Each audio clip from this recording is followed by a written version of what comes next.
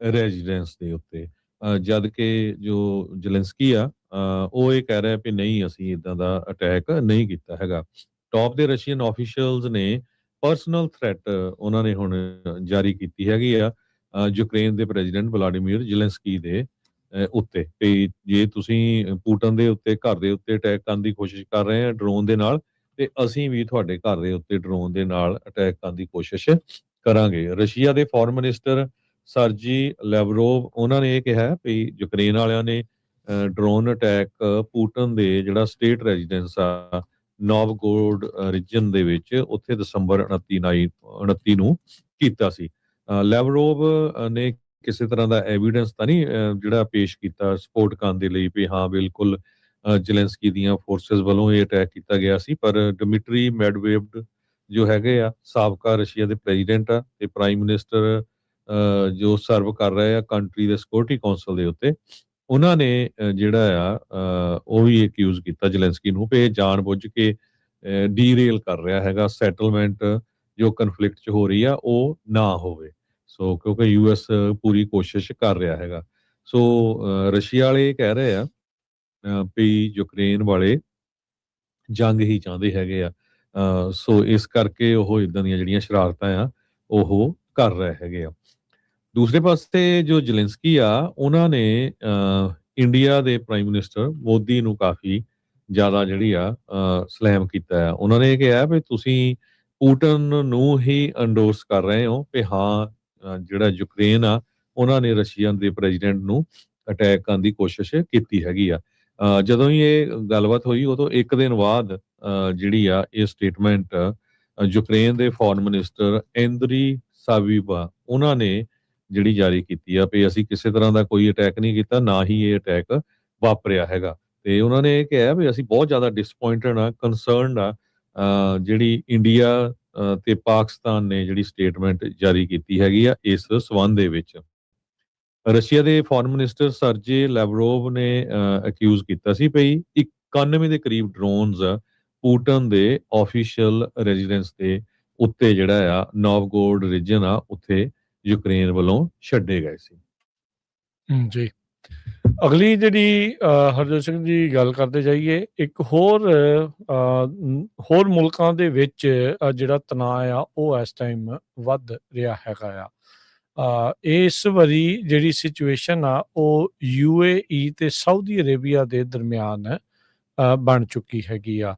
ਸੋ Saudi Arabia ਨੇ ਯਮਨ ਦੇ ਵਿੱਚ ਇਹ ਸਟ੍ਰਾਈਕ ਕੀਤੀ ਆ ਤੇ ਉੱਥੇ UAE ਦੀਆਂ ਵੀ ਕੁਝ ਫੋਰਸਿਸ ਤੈਨਾਤ ਸੀਗੀਆਂ। ਸੋ ਸਾਊਦੀ ਲੈਡ ਕੋਲੀਸ਼ਨ ਦੇ ਦਰਾਵਾ ਇਹ ਯਮਨ ਦੇ ਮੁਕਾਲਾ ਪੋਰਟ ਦੇ ਉੱਤੇ ਹਮਲਾ ਕੀਤਾ ਗਿਆ ਹੈਗਾ ਆ। ਉਹਨਾਂ ਨੇ ਦੋਸ਼ ਲਾਇਆ ਵੀ ਫੋਰਨ ਬੈਕਡ ਵੈਸਲਸ ਜਿਹੜੇ ਆ ਉਹ ਵੈਪਨਸ ਜੋ ਡਿਲੀਵਰ ਕਰਨਾ ਚਾਹ ਰਹੇ ਸੀਗੇ ਸਦਰਨ ਸੈਪਰੇਟਿਸਟ ਨੂੰ ਉਹਦੇ ਕਰਕੇ ਉਹਨਾਂ ਦੇ ਦੁਆਰਾ ਇਹ ਹਮਲਾ ਉੱਥੇ ਕੀਤਾ ਗਿਆ ਹੈਗਾ ਆ। ਸੋ ਹੋਰ ਜਿਹੜਾ ਕਹਿ ਸਕਦੇ ਹਾਂ ਹਰਜੋਤ ਸਿੰਘ ਜੀ ਮੁਲਕਾਂ ਦੇ ਵਿੱਚ ਤਣਾਅ ਜਿਹੜਾ ਆ ਉਹ ਇਸ ਟਾਈਮ ਵਧਿਆ ਆ। ਇਹ ਕਿਸ ਪਾਸੇ ਤੱਕ ਅੱਗੇ ਜਾਊਗਾ ਇਹ ਦੇਖਣ ਵਾਲੀ ਗੱਲ ਆ।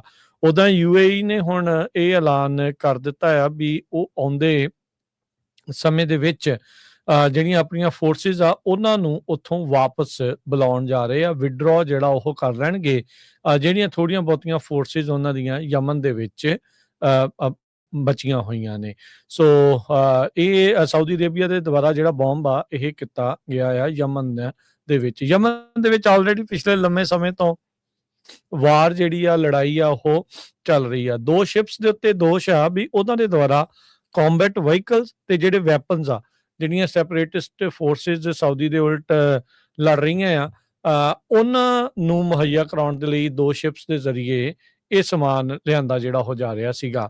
ਇੱਕ ਪਾਸੇ ਆਪਾਂ ਦੇਖ ਰਹੇ ਹਾਂ ਵੀ ਅਮਰੀਕਾ ਨੇ ਵੀ ਆਪਣੀ ਜਿਹੜੇ ਵੈਨੇਜ਼ੁਏਲਾ ਦੇ ਨਾਰਕੋ ਟੈਰਰਿਸਟ ਆ ਉਹਨਾਂ ਦੇ ਉਲਟ ਕਾਰਵਾਈਆਂ ਨੂੰ ਤੇਜ਼ ਕੀਤਾ ਹੋਇਆ ਆ।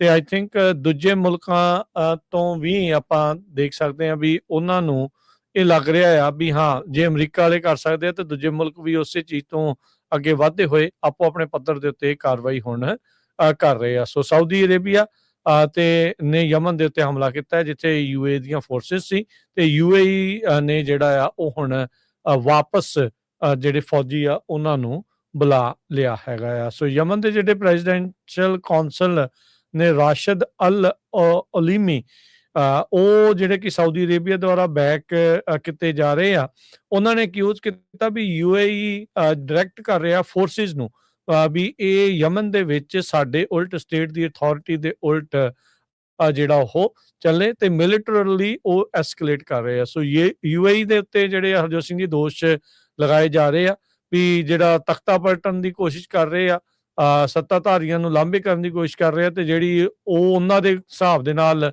ਉਹ ਆਜ਼ਾਦੀ ਲੜਾਈ ਜਿਹੜੇ ਲੜ ਰਹੇ ਨੇ ਸੈਪਰੇਟਿਸਟ ਯਮਨ ਦੇ ਵਿੱਚ, ਵੀ ਉਹਨਾਂ ਦੀ ਮਦਦ UAE ਵਾਲੇ ਜਿਹੜੇ ਉਹ ਕਰ ਰਹੇ ਆ। ਸਾਊਦੀ ਫੋਰਨ ਮਿਨਿਸਟਰ ਉਹਨਾਂ ਨੇ ਬਿਆਨ ਜਿਹੜਾ ਉਹ ਦਿੱਤਾ ਆ, ਕਹਿੰਦੇ ਵੀ ਜਿਹੜੀ ਕਿੰਗਡਮ ਆ ਉਹ ਬਾਰ-ਬਾਰ ਸਟ੍ਰੈਸ ਦਿੰਦੀ ਆ ਵੀ ਕਿਸੇ ਵੀ ਤਰੀਕੇ ਦਾ ਜਿਹੜਾ ਖਤਰਾ ਸਾਡੀ ਨੈਸ਼ਨਲ ਸਿਕਿਉਰਿਟੀ ਨੂੰ ਜਦੋਂ ਖਤਰਾ ਬਣਦਾ ਹੈ ਤੇ ਉਹ ਇੱਕ ਲਾਲ ਲਕੀਰ, ਰੈੱਡ ਲਾਈਨ ਜਿਹੜੀ ਉਹ ਬਣ ਜਾਊਗੀ, ਬਣ ਜਾਂਦੀ ਆ, ਤੇ ਕਿੰਗਡਮ ਕਿਸੇ ਵੀ ਤਰੀਕੇ ਦਾ ਬਦਲਾ ਲੈਣ ਦੇ ਲਈ ਜਾਂ ਕਾਰਵਾਈ ਕਰਨ ਤੋਂ ਉਹ ਹਿਚਕਿਚਾਹਟ ਨਹੀਂ ਕਰੇਗੀ, ਤੇ ਆਪਣੇ ਆਪ ਨੂੰ ਬਚਾਉਣ ਦੇ ਲਈ ਤੇ ਨੈਸ਼ਨਲ ਸਿਕਿਉਰਿਟੀ ਨੂੰ ਸੁਰੱਖਿਅਤ ਰੱਖਣ ਦੇ ਲਈ ਤੇ ਕਿਸੇ ਵੀ ਥ੍ਰੈਟ ਨੂੰ, ਖਤਰੇ ਨੂੰ ਨਿਊਟਰਲਾਈਜ਼ ਕਰਨ ਦੇ ਲਈ ਹਰ ਸੰਭਵ ਮੈਜਰ ਜਿਹੜੇ ਆ ਉਹ ਕਰਨਗੇ। ਸੋ ਸਾਊਦੀ ਅਰੇਬੀਆ ਤੇ UAE ਦੇ ਵਿੱਚ ਜਿਹੜੀਆਂ ਟੈਨਸ਼ਨਸ ਯਮਨ ਨੂੰ ਲੈ ਕੇ ਜਿਹੜੀਆਂ ਵਧੀਆਂ, ਜਿਸ ਤੋਂ ਬਾਅਦ ਚ ਹੁਣ UAE ਵਾਲੇ ਆਪਣੀਆਂ ਜਿਹੜੀਆਂ ਫੋਰਸਿਸ ਆ ਉੱਥੋਂ ਯਮਨ ਤੋਂ ਵਾਪਸ ਬੁਲਾ ਰਹੇ ਨੇ। ਜੀ ਬਿਲਕੁਲ। ਸੋ ਲੋਕਲੀ ਜਿਹੜਾ ਹੁਣ ਇਹ ਉੱਥੇ ਨਵਾਂ ਇੱਕ ਜੰਗ ਵਾਲੀ ਸਿਚੁਏਸ਼ਨ ਬਣੀ ਆ, ਕਿਉਂਕਿ UAE ਵਾਲੇ ਸਪਲਿਟ ਕਰਨ ਦੀ ਕੋਸ਼ਿਸ਼ ਕਰ ਰਹੇ ਸੀ ਯਮਨ ਦੇ ਵਿੱਚ। ਸੋ ਹੁਣ ਦੇਖਦੇ ਆ, ਅਮਰੀਕਾ ਵਾਲਿਆਂ ਨੇ ਇਹਦੇ ਉੱਤੇ ਕੋਈ ਕਿਸੇ ਤਰ੍ਹਾਂ ਦਾ ਜਿਹੜਾ ਬਿਆਨ ਆ ਉਹ ਨਹੀਂ ਦਿੱਤਾ। ਅਗਲੀ ਖਬਰ, ਦੋਨੋਂ ਹੀ ਮੁਲਕ ਇਹਨਾਂ ਦੇ ਮਿੱਤਰ ਹੀ ਨੇ ਉਦਾਂ ਜੇ ਦੇਖਿਆ ਜਾਵੇ ਤਾਂ। ਜੀ, ਸੋ ਅਗਲੀ ਖਬਰ ਜਿਹੜੀ ਆ ਉਹ ਇਮੀਗ੍ਰੇਸ਼ਨ ਨੂੰ ਲੈ ਕੇ ਆ। ਹਜ਼ਾਰਾਂ ਦੀ ਗਿਣਤੀ ਦੇ ਵਿੱਚ H1B ਵੀਜ਼ੇ ਵਾਲੇ ਜਿਹੜੇ ਲੋਕ ਆ ਉਹ ਇੰਡੀਆ ਦੇ ਵਿੱਚ ਇਸ ਵੇਲੇ ਸਟਕ ਹੈਗੇ ਆ, ਤੇ ਕਹਿੰਦੇ ਵੀ ਕੋਈ ਵੀ ਸੌਰੀ ਉਹਨਾਂ ਲਈ ਫੀਲ ਨਹੀਂ ਕਰ ਰਿਹਾ। US ਦੇ ਜਿਹੜੇ ਇਮੀਗ੍ਰੇਸ਼ਨ ਐਕਸਪਰਟਸ ਆ ਉਹ ਕਹਿ ਰਹੇ ਵੀ ਕੰਪਨੀਆਂ ਵਾਲਿਆਂ ਨੇ ਇਨਫੈਕਟ ਅਮਰੀਕਨ ਲੋਕਾਂ ਨੂੰ, ਜਿਹੜੇ ਆ ਲੋਕਲ ਅਮਰੀਕਨ ਸਟੂਡੈਂਟਸ ਜਿਹੜੇ ਗ੍ਰੈਜੂਏਟ ਹੋਏ ਆ, ਉਹਨਾਂ ਨੂੰ ਹਾਇਰ ਕਰਨਾ ਸ਼ੁਰੂ ਕਰ ਦਿੱਤਾ ਹੈਗਾ। ਕੰਪਨੀਆਂ ਕਹਿੰਦੇ ਵੇਟ ਨਹੀਂ ਕਰ ਰਹੀਆਂ ਉਹਨਾਂ ਦੀਆਂ, ਤੇ ਇਹ ਬਿਲਕੁਲ ਉਹਨਾਂ ਦੀ ਜਗ੍ਹਾ ਦੇ ਉੱਤੇ ਲੋਕਾਂ ਨੂੰ ਹਾਇਰ ਕਰਨਾ ਵੀ ਸ਼ੁਰੂ ਕਰ ਦਿੱਤਾ ਗਿਆ ਹੈਗਾ। ਗ੍ਰੇਸ ਚੌਂਗ ਆ ਇੱਕ, ਉਹਨਾਂ ਨੇ ਇਹ ਕਿਹਾ ਆ ਵੀ ਇੰਡੀਅਨਸ 70% H1B ਵੀਜ਼ੇ ਦੇ ਨੂੰ ਮੇਕ ਕਰਦੇ ਹੈਗੇ ਆ, ਤੇ ਬਹੁਤ ਜਾਣੇ ਜਿਹੜੇ ਆ ਇੰਡੀਆ ਸਟਕ ਆ, ਤੇ ਇਦਾਂ ਸਟਕ ਆ, ਕਈਆਂ ਦੇ ਪਰਿਵਾਰ ਇੱਥੇ ਆ, ਵਾਈਫ ਇੱਥੇ ਆ, ਕਿਸੇ ਦਾ ਹਸਬੈਂਡ ਇੱਥੇ ਆ, ਬੱਚੇ ਇੱਥੇ ਆ, ਕਈਆਂ ਨੇ ਘਰ ਲਏ ਹੋਏ ਹੈਗੇ ਆ, ਕਾਰਾਂ, ਸਾਰਾ ਕੁਝ ਪੇਮੈਂਟਾਂ ਹੈਗੀਆਂ, ਐਵਰੀਥਿੰਗ। ਸੋ ਉਹ ਉੱਥੇ ਸਟਕ ਹੈਗੇ ਆ। ਸੋ ਕੋਈ ਵੀ ਕਹਿੰਦੇ ਵੀ ਜਿਹੜਾ ਆ ਉਹਨਾਂ ਦੀ ਹੈਲਪ ਕਰਨ ਦੀ ਕੋਸ਼ਿਸ਼ ਨਹੀਂ ਕਰ ਰਿਹਾ ਹੈਗਾ। ਕੁਝ EMPLOYERS ਤਾਂ ਵੇਟ ਹੀ ਨਹੀਂ ਕਰ ਰਹੇ ਹੈਗੇ, they are hiring Americans instead. So ਕਹਿੰਦੇ ਵੀ good, put Americans in our schools, put Americans in our jobs. So ਇਹ ਜਿਹੜੀ ਸਟੇਟਮੈਂਟ ਆ ਬਹੁਤ ਸਾਰੇ ਜਿਹੜੇ ਜੋ ਕੰਪਨੀਆਂ ਆ ਉਹਨਾਂ ਵੱਲੋਂ ਵੀ ਆ ਰਿਹਾ, ਬਹੁਤ ਸਾਰੇ ਜਿਹੜੇ ਮੈਗਾ ਦੇ ਸਪੋਰਟਰਸ ਆ ਉਹਨਾਂ ਵੱਲੋਂ ਵੀ ਆ ਰਿਹਾ। ਸੋ ਮੈਗਾ ਵਾਲੇ ਤਾਂ ਕਈ ਕਹਿ ਰਹੇ ਵੀ 10 ਸਾਲ ਜਿਹੜੀ ਆ ਪੂਰੀ ਦੀ ਪੂਰੀ ਜਿਹੜੀ ਇਮੀਗ੍ਰੇਸ਼ਨ ਆ ਉਹ ਬੰਦ ਹੋਣੀ ਚਾਹੀਦੀ ਆ, ਨੋ ਮੈਟਰ ਜਿੱਦਾਂ ਦੀ ਮਰਜ਼ੀ ਹੋਵੇ, ਚਾਹੇ ਉਹ ਵਿਆਹ ਵਾਲੀ ਹੋਵੇ ਜਾਂ ਕਿਸੇ ਤਰ੍ਹਾਂ ਦੀ ਵੀ ਇਮੀਗ੍ਰੇਸ਼ਨ ਹੋਵੇ, ਕਹਿੰਦੇ ਭਈ ਉਹ ਬੰਦ ਹੋਣੀ ਚਾਹੀਦੀ ਹੈਗੀ ਆ। ਉਹ ਕਿੱਥੇ ਕੁ ਜਾਂਦਾ ਹੈ ਇਹ ਤਾਂ ਹਜੇ ਪਤਾ ਨਹੀਂ, ਪਰ ਜਿੱਦਾਂ ਦੀ ਸਿਚੁਏਸ਼ਨ ਦੇ ਵਿੱਚ ਭਾਰਤੀ ਮੂਲ ਦੇ ਲੋਕ H1B ਵੀਜ਼ੇ ਵਾਲੇ ਫਸੇ ਹੋਏ ਹੈਗੇ ਆ। ਹਾਂ, ਈਵਨ ਨਿਊਯਾਰਕ ਟਾਈਮ ਵਰਗੇ ਜਿਹੜੇ ਆ ਵੱਡੇ ਵੱਡੇ ਆਰਟੀਕਲ ਲਿਖ ਰਹੇ ਵੀ ਕਿਸ ਤਰ੍ਹਾਂ 80% ਤਾਈਂ ਯੂਨੀਵਰਸਿਟੀਆਂ 'ਚ ਜਿਹੜੇ PhD ਕਰਨ ਵਾਲੇ ਲੋਕ ਆ ਉਹ ਭਾਰਤੀ ਮੂਲ ਦੇ ਆ। ਸੋ ਅਮਰੀਕਨਸ ਇੱਕਦਮ ਕਿੱਦਾਂ ਜਿਹੜੇ ਉਹਨਾਂ ਦੀ ਜਗ੍ਹਾ ਦੇ ਉੱਤੇ ਰਿਪਲੇਸ ਕਰ ਦੇਣਗੇ। ਪਰ ਪ੍ਰੈਜ਼ੀਡੈਂਟ ਟਰੰਪ ਉਹਨਾਂ ਨੇ ਵੀ ਕਿਹਾ ਸੀ ਅਮਰੀਕਾ ਫਸਟ ਜਿਹੜਾ ਇਹਨਾਂ ਦਾ ਏਜੰਡਾ ਹੈਗਾ ਆ। ਇੰਡੀਅਨ ਗਵਰਨਮੈਂਟ ਨੇ ਇਸ਼ੂ ਰੇਜ਼ ਕੀਤਾ ਵੀ ਵੀਜ਼ਾ ਡਿਲੇ ਹੋ ਰਿਹਾ ਹੈਗਾ ਵਿਦ US ਗਵਰਨਮੈਂਟ। ਕਹਿੰਦੇ ਭਈ 2026 ਪਹਿਲਾਂ ਸ਼ੁਰੂਆਤ 'ਚ ਕਹਿੰਦੇ ਸੀ ਵੀ ਮਿਡਲ 'ਚ, ਹੁਣ 2026 ਦੇ ਐਂਡ ਤਾਈਂ ਤੇ 2027 ਦੇ ਸ਼ੁਰੂਆਤ ਤਾਈਂ ਜਿਹੜੀਆਂ ਇੰਟਰਵਿਊ ਚੱਲ ਗਈਆਂ ਹੈਗੀਆਂ। ਸੋਸ਼ਲ ਮੀਡੀਆ ਬੈਟਿੰਗ ਜਿਹੜੀ ਆ ਇਹਨੇ ਪੂਰਾ ਅਪਸਾਈਡ ਡਾਊਨ ਕਰ ਦਿੱਤਾ। ਸੋ ਇਹਦੇ ਕਰਕੇ ਜਿਹੜੀ ਸਿਚੁਏਸ਼ਨ ਆ, ਜਿਹੜੇ ਭਾਰਤ ਦੇ ਵਿੱਚ ਫਸੇ ਹੋਏ ਆ, ਬਹੁਤ ਬੁਰੀ ਤਰ੍ਹਾਂ ਫਸੇ ਹੋਏ ਆ। ਹੁਣ ਇੱਥੇ ਅਸੀਂ ਆਪਣੇ ਲੋਕਾਂ ਨੂੰ ਹਮੇਸ਼ਾ ਹੀ ਪੰਜਾਬੀ ਰੇਡੀਓ USA ਦੇ ਉੱਤੇ ਰਾਜਕਨਵੀਰ ਸਿੰਘ ਜੀ ਦੱਸਦੇ ਰਹਿੰਦੇ ਆ ਵੀ ਆਹ ਕੁਝ ਚੇਂਜ ਹੋ ਰਿਹਾ, ਮਿੰਟ ਬਾਈ ਮਿੰਟ ਆਪਾਂ ਖਬਰ ਦੇਈਦੀ ਆ ਵੀ ਭਈ ਆ ਜਿਹੜੇ ਗ੍ਰੀਨ ਕਾਰਡ ਵਾਲੇ ਆ, ਜੇ 6 ਮਹੀਨੇ ਤੋਂ ਵੱਧ ਰਹੇ ਤੁਸੀਂ ਸਟਕ ਹੋ ਜਾਣਾ ਆ। ਮੁੜ ਕੇ ਇੱਥੇ ਜਿਹੜੇ ਬੱਚੇ ਆ ਉਹ ਜਾ ਨਹੀਂ ਸਕਦੇ, ਕੰਮਾਂ 'ਚ ਫਸੇ ਆ। ਜੇ ਉਹ ਕੰਮ ਛੱਡੂਗੇ, ਜੌਬ ਚਲ ਜਾਣੀ ਆ। ਇੰਡੀਆ 'ਚ ਕੋਈ ਬਿਮਾਰ ਹੋ ਜਾਏ ਜਾਂ ਕਿਸੇ ਤਰ੍ਹਾਂ। ਇੱਥੇ ਅਮਰੀਕਾ ਦੇ ਵਿੱਚ ਬਹੁਤ ਸਾਰੇ ਭਾਰਤੀ ਮੂਲ ਦੇ ਜਿਹੜੇ ਰੇਡੀਓ ਸਟੇਸ਼ਨ, ਟੀਵੀ ਸਟੇਸ਼ਨ ਸਾਰਾ ਕੁਛ ਚੱਲਦੇ ਆ। ਪਰ ਬਹੁਤਿਆਂ ਦੇ ਤੁਹਾਨੂੰ ਪਤਾ ਹੀ ਆ, ਵਾਸਤੂ ਸ਼ਾਸਤਰ, ਹੱਥ ਦੇਖਣ ਵਾਲੇ, ਇਦਾਂ ਦਾ ਸਾਰਾ ਕੁਛ ਚੱਲਦੇ ਰਹਿੰਦੇ ਆ। ਜਦੋਂ ਆਪਾਂ ਤੁਹਾਨੂੰ ਸਾਰਿਆਂ ਨੂੰ ਇੰਨੀ ਟੌਪ ਆਫ ਦਾ ਨੌਚ ਜਾ ਕੇ ਐਨ ਮਿੰਟ ਬਾਈ ਮਿੰਟ ਖਬਰ ਦਿੰਦੇ ਆ, ਉਹਦਾ ਮਤਲਬ ਇਹੀ ਹੁੰਦਾ ਵੀ ਆਪਣੀ ਕਮਿਊਨਿਟੀ ਜਿਹੜੀ ਆ ਪੂਰੀ ਤਰ੍ਹਾਂ ਅਲਰਟ ਰਹੇ, ਕੀ ਕੁਝ ਵਾਪਰ ਰਿਹਾ ਹੈਗਾ। ਸੋ ਆਪਾਂ ਪੰਜਾਬੀ ਰੇਡੀਓ ਯੂਐਸਏ ਵੱਲੋਂ, ਜੇ ਸੱਚਮੁੱਚ ਹੀ ਤੁਸੀਂ ਪਿਛਲੇ 15 ਸਾਲਾਂ ਤੋਂ ਪੰਜਾਬੀ ਰੇਡੀਓ ਯੂਐਸਏ ਨੂੰ ਪਿਆਰ ਕਰਦੇ ਹੋ, ਸੁਣਦੇ ਹੋ, ਸਮਝਦੇ ਹੋ, ਤੇ ਬਿਲਕੁਲ ਆਪਾਂ ਤੁਹਾਡੇ ਤਾਈਂ ਜੋ ਸੱਚੀ ਖਬਰ ਹੁੰਦੀ ਆ ਉਹ ਲੈ ਕੇ ਆਈਦੀ ਆ, ਤਾਂ ਕਿ ਕਮਿਊਨਿਟੀ ਦਾ ਫਾਇਦਾ ਹੁੰਦਾ ਆ। ਵੱਧ ਤੋਂ ਵੱਧ ਆਪਣੇ ਜਿਹੜੇ ਦੋਸਤ ਮਿੱਤਰ ਰਿਸ਼ਤੇਦਾਰ ਆ ਉਹਨਾਂ ਨੂੰ ਪੂਰੀ ਦੁਨੀਆ ਦੇ ਵਿੱਚ ਸ਼ੇਅਰ ਕਰਿਆ ਕਰੋ। ਕਿਉਂਕਿ ਇੱਕ ਦੂਜੇ ਦੇ ਨਾਲ ਜਿਹੜੀਆਂ ਗੱਲਾਂ ਕਰਦੇ ਆ ਉਹਨਾਂ ਨੂੰ ਨੌਲੇਜ ਨਹੀਂ ਹੁੰਦਾ ਹੈਗਾ, ਉਹ ਵਧਾ ਚੜਾ ਕੇ ਕਰਦੇ ਆ। ਆਪਾਂ ਐਗਜ਼ੈਕਟ ਜੋ ਕੁਝ ਵਾਪਰਿਆ ਉਹੀ ਕਰਦੇ ਹੈਗੇ ਆ। ਸੋ ਜੇ H1B ਵੀਜ਼ੇ ਵਾਲਿਆਂ ਵਰਗਿਆਂ ਨੂੰ ਕੋਈ ਕਿਸੇ ਤਰ੍ਹਾਂ ਦਾ ਇੱਥੇ ਦਾ ਮੀਡੀਆ ਪਹਿਲਾਂ ਇਨਫੋਰਮ ਕਰਦਾ ਵੀ ਭਾਈ ਨਾ ਜਾਓ ਉੱਥੇ, ਆਹ ਸਿਚੁਏਸ਼ਨ ਹੋ ਸਕਦੀ ਹੈਗੀ ਆ, ਤਾਂ ਹੋਪਫੁਲੀ ਸ਼ਾਇਦ ਉਹ ਨਾ ਜਾਂਦੇ ਤਾਂ ਇੱਥੇ ਬਚੇ ਰਹਿੰਦੇ। ਸੋ ਕਈ ਵਾਰੀ ਜਿਹੜਾ ਟਾਈਮ ਹੁੰਦਾ ਆ ਉਸ ਨੂੰ ਨਿਗਾਣਾ ਹੀ ਹੁੰਦਾ ਆ। ਉਹ ਟਾਈਮ 'ਚੋਂ ਜੇ ਤੁਸੀਂ ਬਚ ਗਏ ਤਾਂ ਬਚ ਗਏ, ਪਰ ਜਿਹੜੇ ਹੁਣ ਵਿਚਾਰੇ ਸਟਕ ਹੋ ਗਏ ਉਹ ਪੂਰੀ ਤਰ੍ਹਾਂ ਸਟਕ ਹੈਗੇ ਆ। ਜੀ ਬਿਲਕੁਲ ਹਰਜੋਤ ਸਿੰਘ ਜੀ, ਇਹ ਤਾਂ ਲੋਕ ਸਮਝਦਾਰ ਨੇ, ਲੋਕ ਜਾਣਕਾਰ ਨੇ ਵੀ ਕਿਸ ਤਰੀਕੇ ਦੇ ਨਾਲ ਇਹ ਸਾਰੀਆਂ ਚੀਜ਼ਾਂ ਜਿਹੜੀਆਂ ਉਹ ਚੱਲ ਰਹੀਆਂ। ਸੋ ਸਾਡੀ ਕੋਸ਼ਿਸ਼ ਇਹੀ ਹੈ ਵੀ ਤੁਹਾਨੂੰ ਵੱਧ ਤੋਂ ਵੱਧ ਜਿਹੜੀ ਇਨਫੋਰਮੇਸ਼ਨ ਆ ਉਹ ਦਈਏ, ਤਾਂ ਜੋ ਜਿਹੜਾ ਵੀ ਆਪਣੇ ਸਾਰੇ ਜਾਣੇ ਆ ਜਾਗਰੂਕ ਹੋਣ।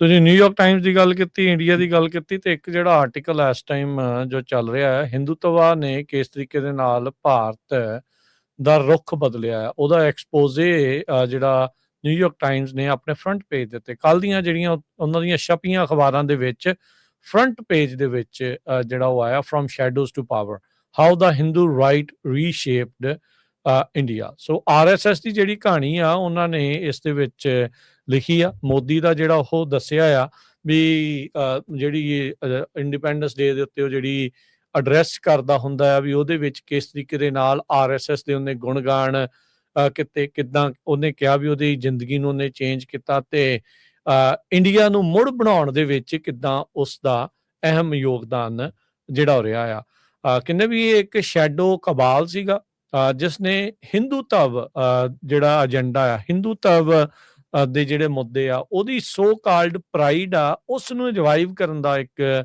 ਕੰਮ ਜਿਹੜਾ ਉਹ ਸ਼ੁਰੂ ਕੀਤਾ ਜਿਹੜਾ ਉਹ ਹੈਗਾ ਆ। ਸੋ ਕਹਿੰਦੇ ਵੀ ਨੈਸ਼ਨਲਿਸਟ ਫਾਰਮੂਲਾ, ਜਿਹੜੀਆਂ ਫਾਸੀਵਾਦੀ ਪਾਰਟੀਆਂ ਜਿਹੜੀਆਂ ਹਿਟਲਰ ਦੀਆਂ, SS ਤੇ ਮੋਸੋਲੀਨੀ ਵਾਲੀਆਂ ਦੀਆਂ ਜਿਹੜੀਆਂ ਉਸ ਟਾਈਮ ਦੇ ਉੱਤੇ ਚੱਲ ਰਹੀਆਂ ਸੀ, ਉਸ ਤੋਂ ਜਿਹੜੇ ਆ ਉਸ ਨੇ, ਹਰਜੋਤ ਸਿੰਘ ਜੀ ਕਹਿੰਦੇ ਵੀ RSS ਵਾਲਿਆਂ ਨੇ ਲੈ ਕੇ, ਸਿੱਖ ਲੈ ਕੇ ਜਿਹੜਾ ਭਾਰਤ ਦੇ ਵਿੱਚ RSS ਦਾ ਜਿਹੜਾ ਉਹ ਨੀਂਹ ਪੱਥਰ ਇੱਕ ਹਿਸਾਬ ਦੇ ਨਾਲ ਰੱਖਿਆ।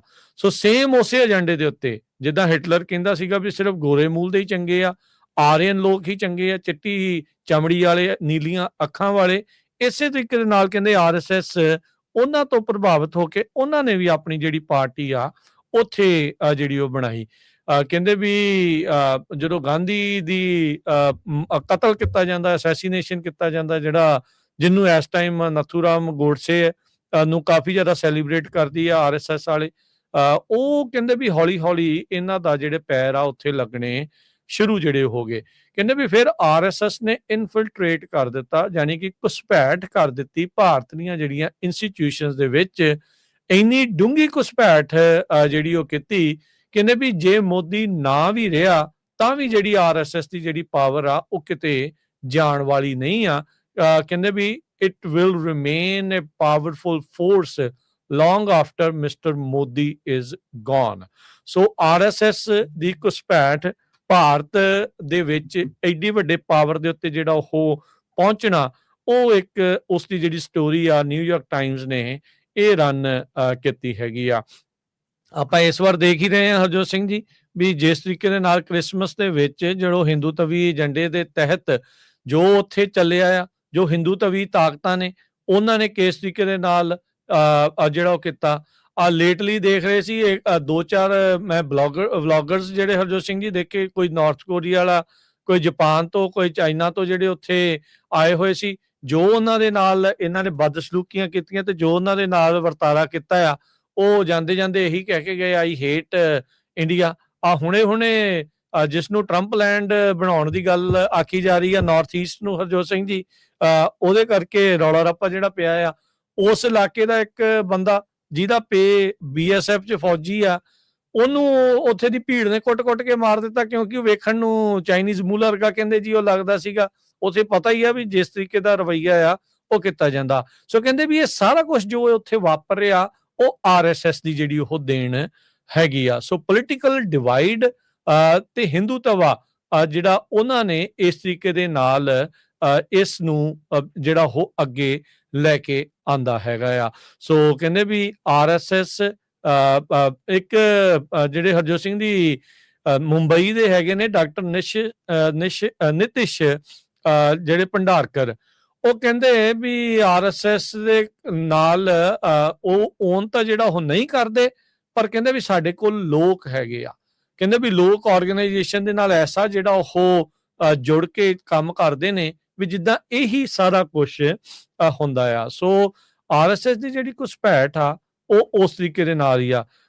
ਥੋੜੇ ਦਿਨ ਪਹਿਲਾਂ ਦੀ ਗੱਲ ਆ ਹਰਜੋਤ ਸਿੰਘ ਜੀ, ਇੱਕ ਬਲਾਤਕਾਰੀ ਜਿਹੜਾ ਸਿੰਗਰ ਆ ਉਸਨੂੰ ਜਦੋਂ ਬੇਲ ਮਿਲੀ, ਜਿਸ ਕੁੜੀ ਦੇ ਨਾਲ ਇਹ ਜਿਹੜਾ ਕੁਕਰਮ ਕੀਤਾ ਗਿਆ ਸੀ, ਉਹਦੀ ਮਾਂ ਗਾਲਾਂ ਕੱਢ ਰਹੀ ਸੀ ਤਾਂ ਅੱਗੋਂ ਨਾਰੇ BJP ਜਿੰਦਾਬਾਦ ਦੇ ਜਿਹੜੇ ਉਹ ਲੱਗ ਰਹੇ ਸੀਗੇ। ਸੋ ਉੱਥੋਂ ਇਹ ਪਤਾ ਲੱਗ ਜਾਂਦਾ ਆ ਵੀ ਉੱਥੇ ਇਸ ਟਾਈਮ ਚੱਲ ਕੀ ਜਿਹੜਾ ਹੋ ਰਿਹਾ ਹੈਗਾ ਆ।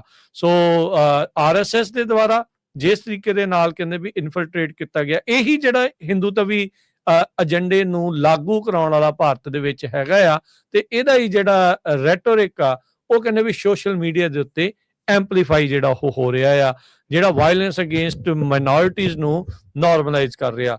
ਤੁਸੀਂ H1 ਦੀ ਗੱਲ ਕੀਤੀ ਸੀ ਹਰਜੋਤ ਸਿੰਘ ਜੀ, ਹੁਣ ਬਹੁਤ ਸਾਰੇ ਜਿਹੜੇ H1B ਵਾਲੇ ਵੀ ਆ ਨਾ ਜਿਹੜੇ ਆ ਰਹੇ ਆ, ਉਹ ਇਸ ਏਜੰਡੇ ਤੋਂ ਪਰੇ ਦੇ ਨਹੀਂ ਆ।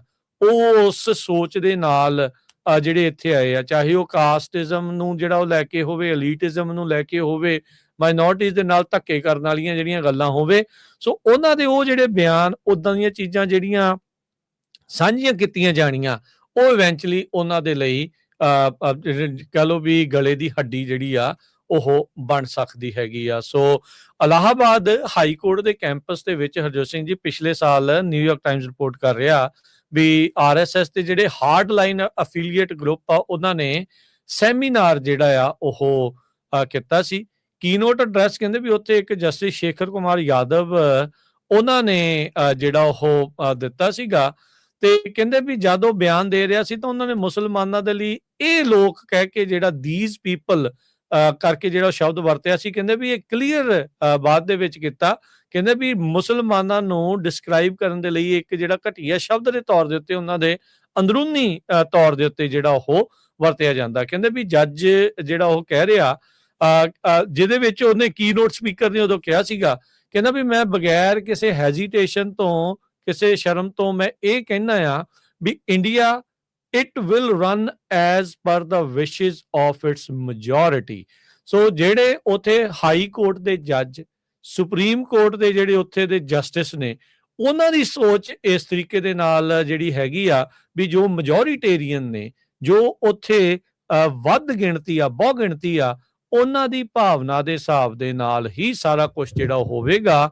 ਤਾਂ ਉਹਨਾਂ ਮੁਲਕਾਂ ਦੇ ਵਿੱਚ ਤੁਸੀਂ ਨਿਆਂ ਦੀ ਉਮੀਦ ਕਰਦੇ ਹੋ, ਉਹਨਾਂ ਮੁਲਕਾਂ ਦੇ ਵਿੱਚ ਤੁਸੀਂ ਬਾਕੀ ਕੌਮਾਂ ਦੇ ਲਈ ਬਰਾਬਰਤਾ ਦੀ ਉਮੀਦ ਕਰਦੇ ਹੋ, ਤਾਂ ਫਿਰ ਤੁਹਾਡੇ ਤੋਂ ਸਿਆਣਾ ਬੰਦਾ ਹੀ ਜਿਹੜਾ ਉਹ ਕਹਿ ਸਕਦੇ ਆ ਵੀ ਕੋਈ ਨਹੀਂ ਹੈਗਾ ਜੀ। ਬਿਲਕੁਲ। ਈਵਨ ਤੁਸੀਂ ਦੇਖੋ ਵੀ ਜਿਹੜੀਆਂ RSS ਐਕਟੀਵਿਟੀਜ਼ ਕਰ ਰਹੀਆਂ, ਇਜ਼ਰਾਈਲ ਦਾ ਕੌਂਸਲਰ ਜਨਰਲ ਜਾਨੀਸ ਰਿਵਚ ਉਹਨੇ ਕਿਹਾ ਵੀ ਬਹੁਤ ਵਧੀਆ ਇਹ ਆਰਗੇਨਾਈਜੇਸ਼ਨ ਹੈਗੀ ਆ, ਕਿੱਦਾਂ ਦਾ ਜਿਹੜਾ ਲੋਕਲ ਲੈਵਲ ਦੇ ਉੱਤੇ ਉਹ ਕੰਮ ਕਰ ਰਿਹਾ।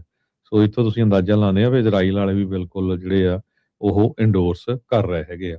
ਬਾਕੀ ਇੱਥੇ ਦੀ ਆਪਾਂ ਦੇਖਿਆ ਵੀ ਬਹੁਤ ਸਾਰੇ ਜਿਹੜੇ ਚੈਨਲਸ ਆ ਜਾਂ ਸੋਸ਼ਲ ਮੀਡੀਆ ਅਕਾਊਂਟਸ ਆ, ਉਹ ਭਾਰਤੀ ਸਰਕਾਰ ਇੰਡੀਆ ਵਿੱਚ ਤਾਂ ਬੰਦ ਕਰ ਦਿੰਦੀ ਆ, ਪਰ ਉਹੀ ਜਿਹੜੇ H1B ਵੀਜ਼ੇ ਵਾਲੇ ਬਹੁਤ ਸਾਰੇ ਇੱਥੇ ਉਹਨਾਂ ਕੰਪਨੀਆਂ 'ਚ ਕੰਮ ਕਰਦੇ ਆ, ਜਿਹੜੇ ਅਮਰੀਕਾ ਦੇ ਵਿੱਚ ਵੀ ਉਹ ਜੇ ਕੋਈ ਇੰਡੀਆ ਦੇ ਖਿਲਾਫ ਬੋਲਦਾ ਆ, ਸੱਚ ਬੋਲਦਾ ਆ, ਤੇ ਉਹ ਉਹਨਾਂ ਦੇ ਚੈਨਲ ਜਿਹੜੇ ਆ ਬੰਦ ਕਰਦੇ ਆ। ਉਹ ਤੇ ਇੱਥੇ ਦੇ EMPLOYEE ਹੈਗੇ ਆ ਨਾ, ਅਮਰੀਕਾ ਦੇ ਵਿੱਚ ਹੋਪਫੁਲੀ ਕੋਈ ਨਾ ਕੋਈ ਆਰਗੇਨਾਈਜੇਸ਼ਨ ਜਿਹੜੀ ਆ ਇਹ ਵੀ ਕਿਸੇ ਤਰ੍ਹਾਂ ਦਾ ਜਿਹੜਾ ਲਾਸੂਟ ਫਾਈਲ ਕਰੂਗੀ ਵੀ ਕਿੰਨੇ ਜਿਹੜੇ ਈਵਨ ਸਾਡੀ ਜਿਹੜੀ ਐਸਜੀਪੀਸੀ ਦਾ ਜਿਹੜਾ ਮੇਨ ਵੈਬਸਾਈਟ ਤੱਕ ਜਿਹੜਾ ਮੇਨ YouTube ਚੈਨਲ ਤੱਕ ਭਾਈ ਹਰਪਾਲ ਸਿੰਘ ਉਹਨਾਂ ਦੇ ਜਿਹੜੇ YouTube ਚੈਨਲ ਹੋਰ ਬਹੁਤ ਸਾਰੇ ਇਨਕਲੂਡਿੰਗ ਸਾਡਾ ਵੀ ਪੰਜਾਬੀ ਰੇਡੀਓ ਯੂਐਸਏ ਦੇ ਵਿੱਚ ਚੈਨਲ ਜਿਹੜੇ ਆ ਡੀਮੋਨੀਟਾਈਜੇਸ਼ਨ ਕਰ ਦਿੰਦੇ ਆ, ਬੰਦ ਕਰ ਦਿੰਦੇ ਹੈਗੇ ਆ, ਕੀ ਕਾਰਨ ਹੈਗਾ ਜੀ।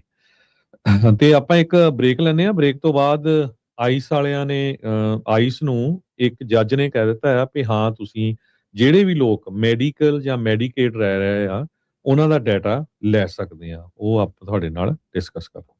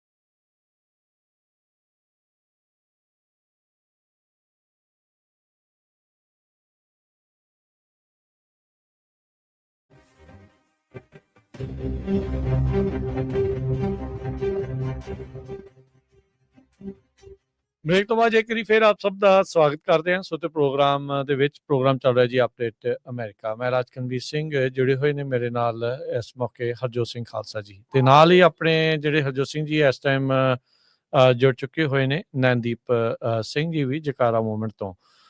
ਜਿਵੇਂ ਆਪਾਂ ਪਿਛਲੀ ਵਾਰੀ ਵੀ ਉਹਨਾਂ ਦੇ ਨਾਲ ਗੱਲਬਾਤ ਕੀਤੀ ਸੀ, ਇਸ ਚੀਜ਼ ਦੇ ਬਾਰੇ ਦੱਸਿਆ ਸੀਗਾ ਜਿਹੜਾ ਟਰੱਕਰਸ ਨੂੰ ਲੈ ਕੇ ਲਾ ਸੂਟ ਫਾਈਲ ਹੋਇਆ ਆ, ਉਸ ਦੀ ਕੁਝ ਅਪਡੇਟ ਲੈ ਕੇ ਆਪਣੇ ਨਾਲ ਪਹੁੰਚੇ ਨੇ। ਸੋ ਨੈਨਦੀਪ ਸਿੰਘ ਜੀ, ਸਵਾਗਤ ਹੈ ਜੀ ਆਇਆਂ ਨੂੰ। ਵਾਹਿਗੁਰੂ ਜੀ ਕਾ ਖਾਲਸਾ, ਵਾਹਿਗੁਰੂ ਜੀ ਕੀ ਫਤਿਹ। ਸੋ ਨੈਨਦੀਪ ਸਿੰਘ, ਕੀ ਅਪਡੇਟ ਆ ਉਸ ਨੂੰ ਲੈ ਕੇ, ਜਿਹੜੀ ਨਾਨ ਡੋਮਿਸਾਈਲ ਸੀਡੀਐਲਸ ਨੂੰ ਲੈ ਕੇ, ਖਾਸ ਕਰਕੇ ਜਿਹੜਾ ਆਪਾਂ ਦੇਖ ਰਹੇ ਸੀਗੇ ਵੀ ਉਹਨੂੰ ਕੈਂਸਲ ਹੋਣ ਦੇ ਲਈ ਥੋੜੇ ਹੀ ਦਿਨ ਜਿਹੜੇ ਉਹ ਬਚੇ ਹੋਏ ਆ।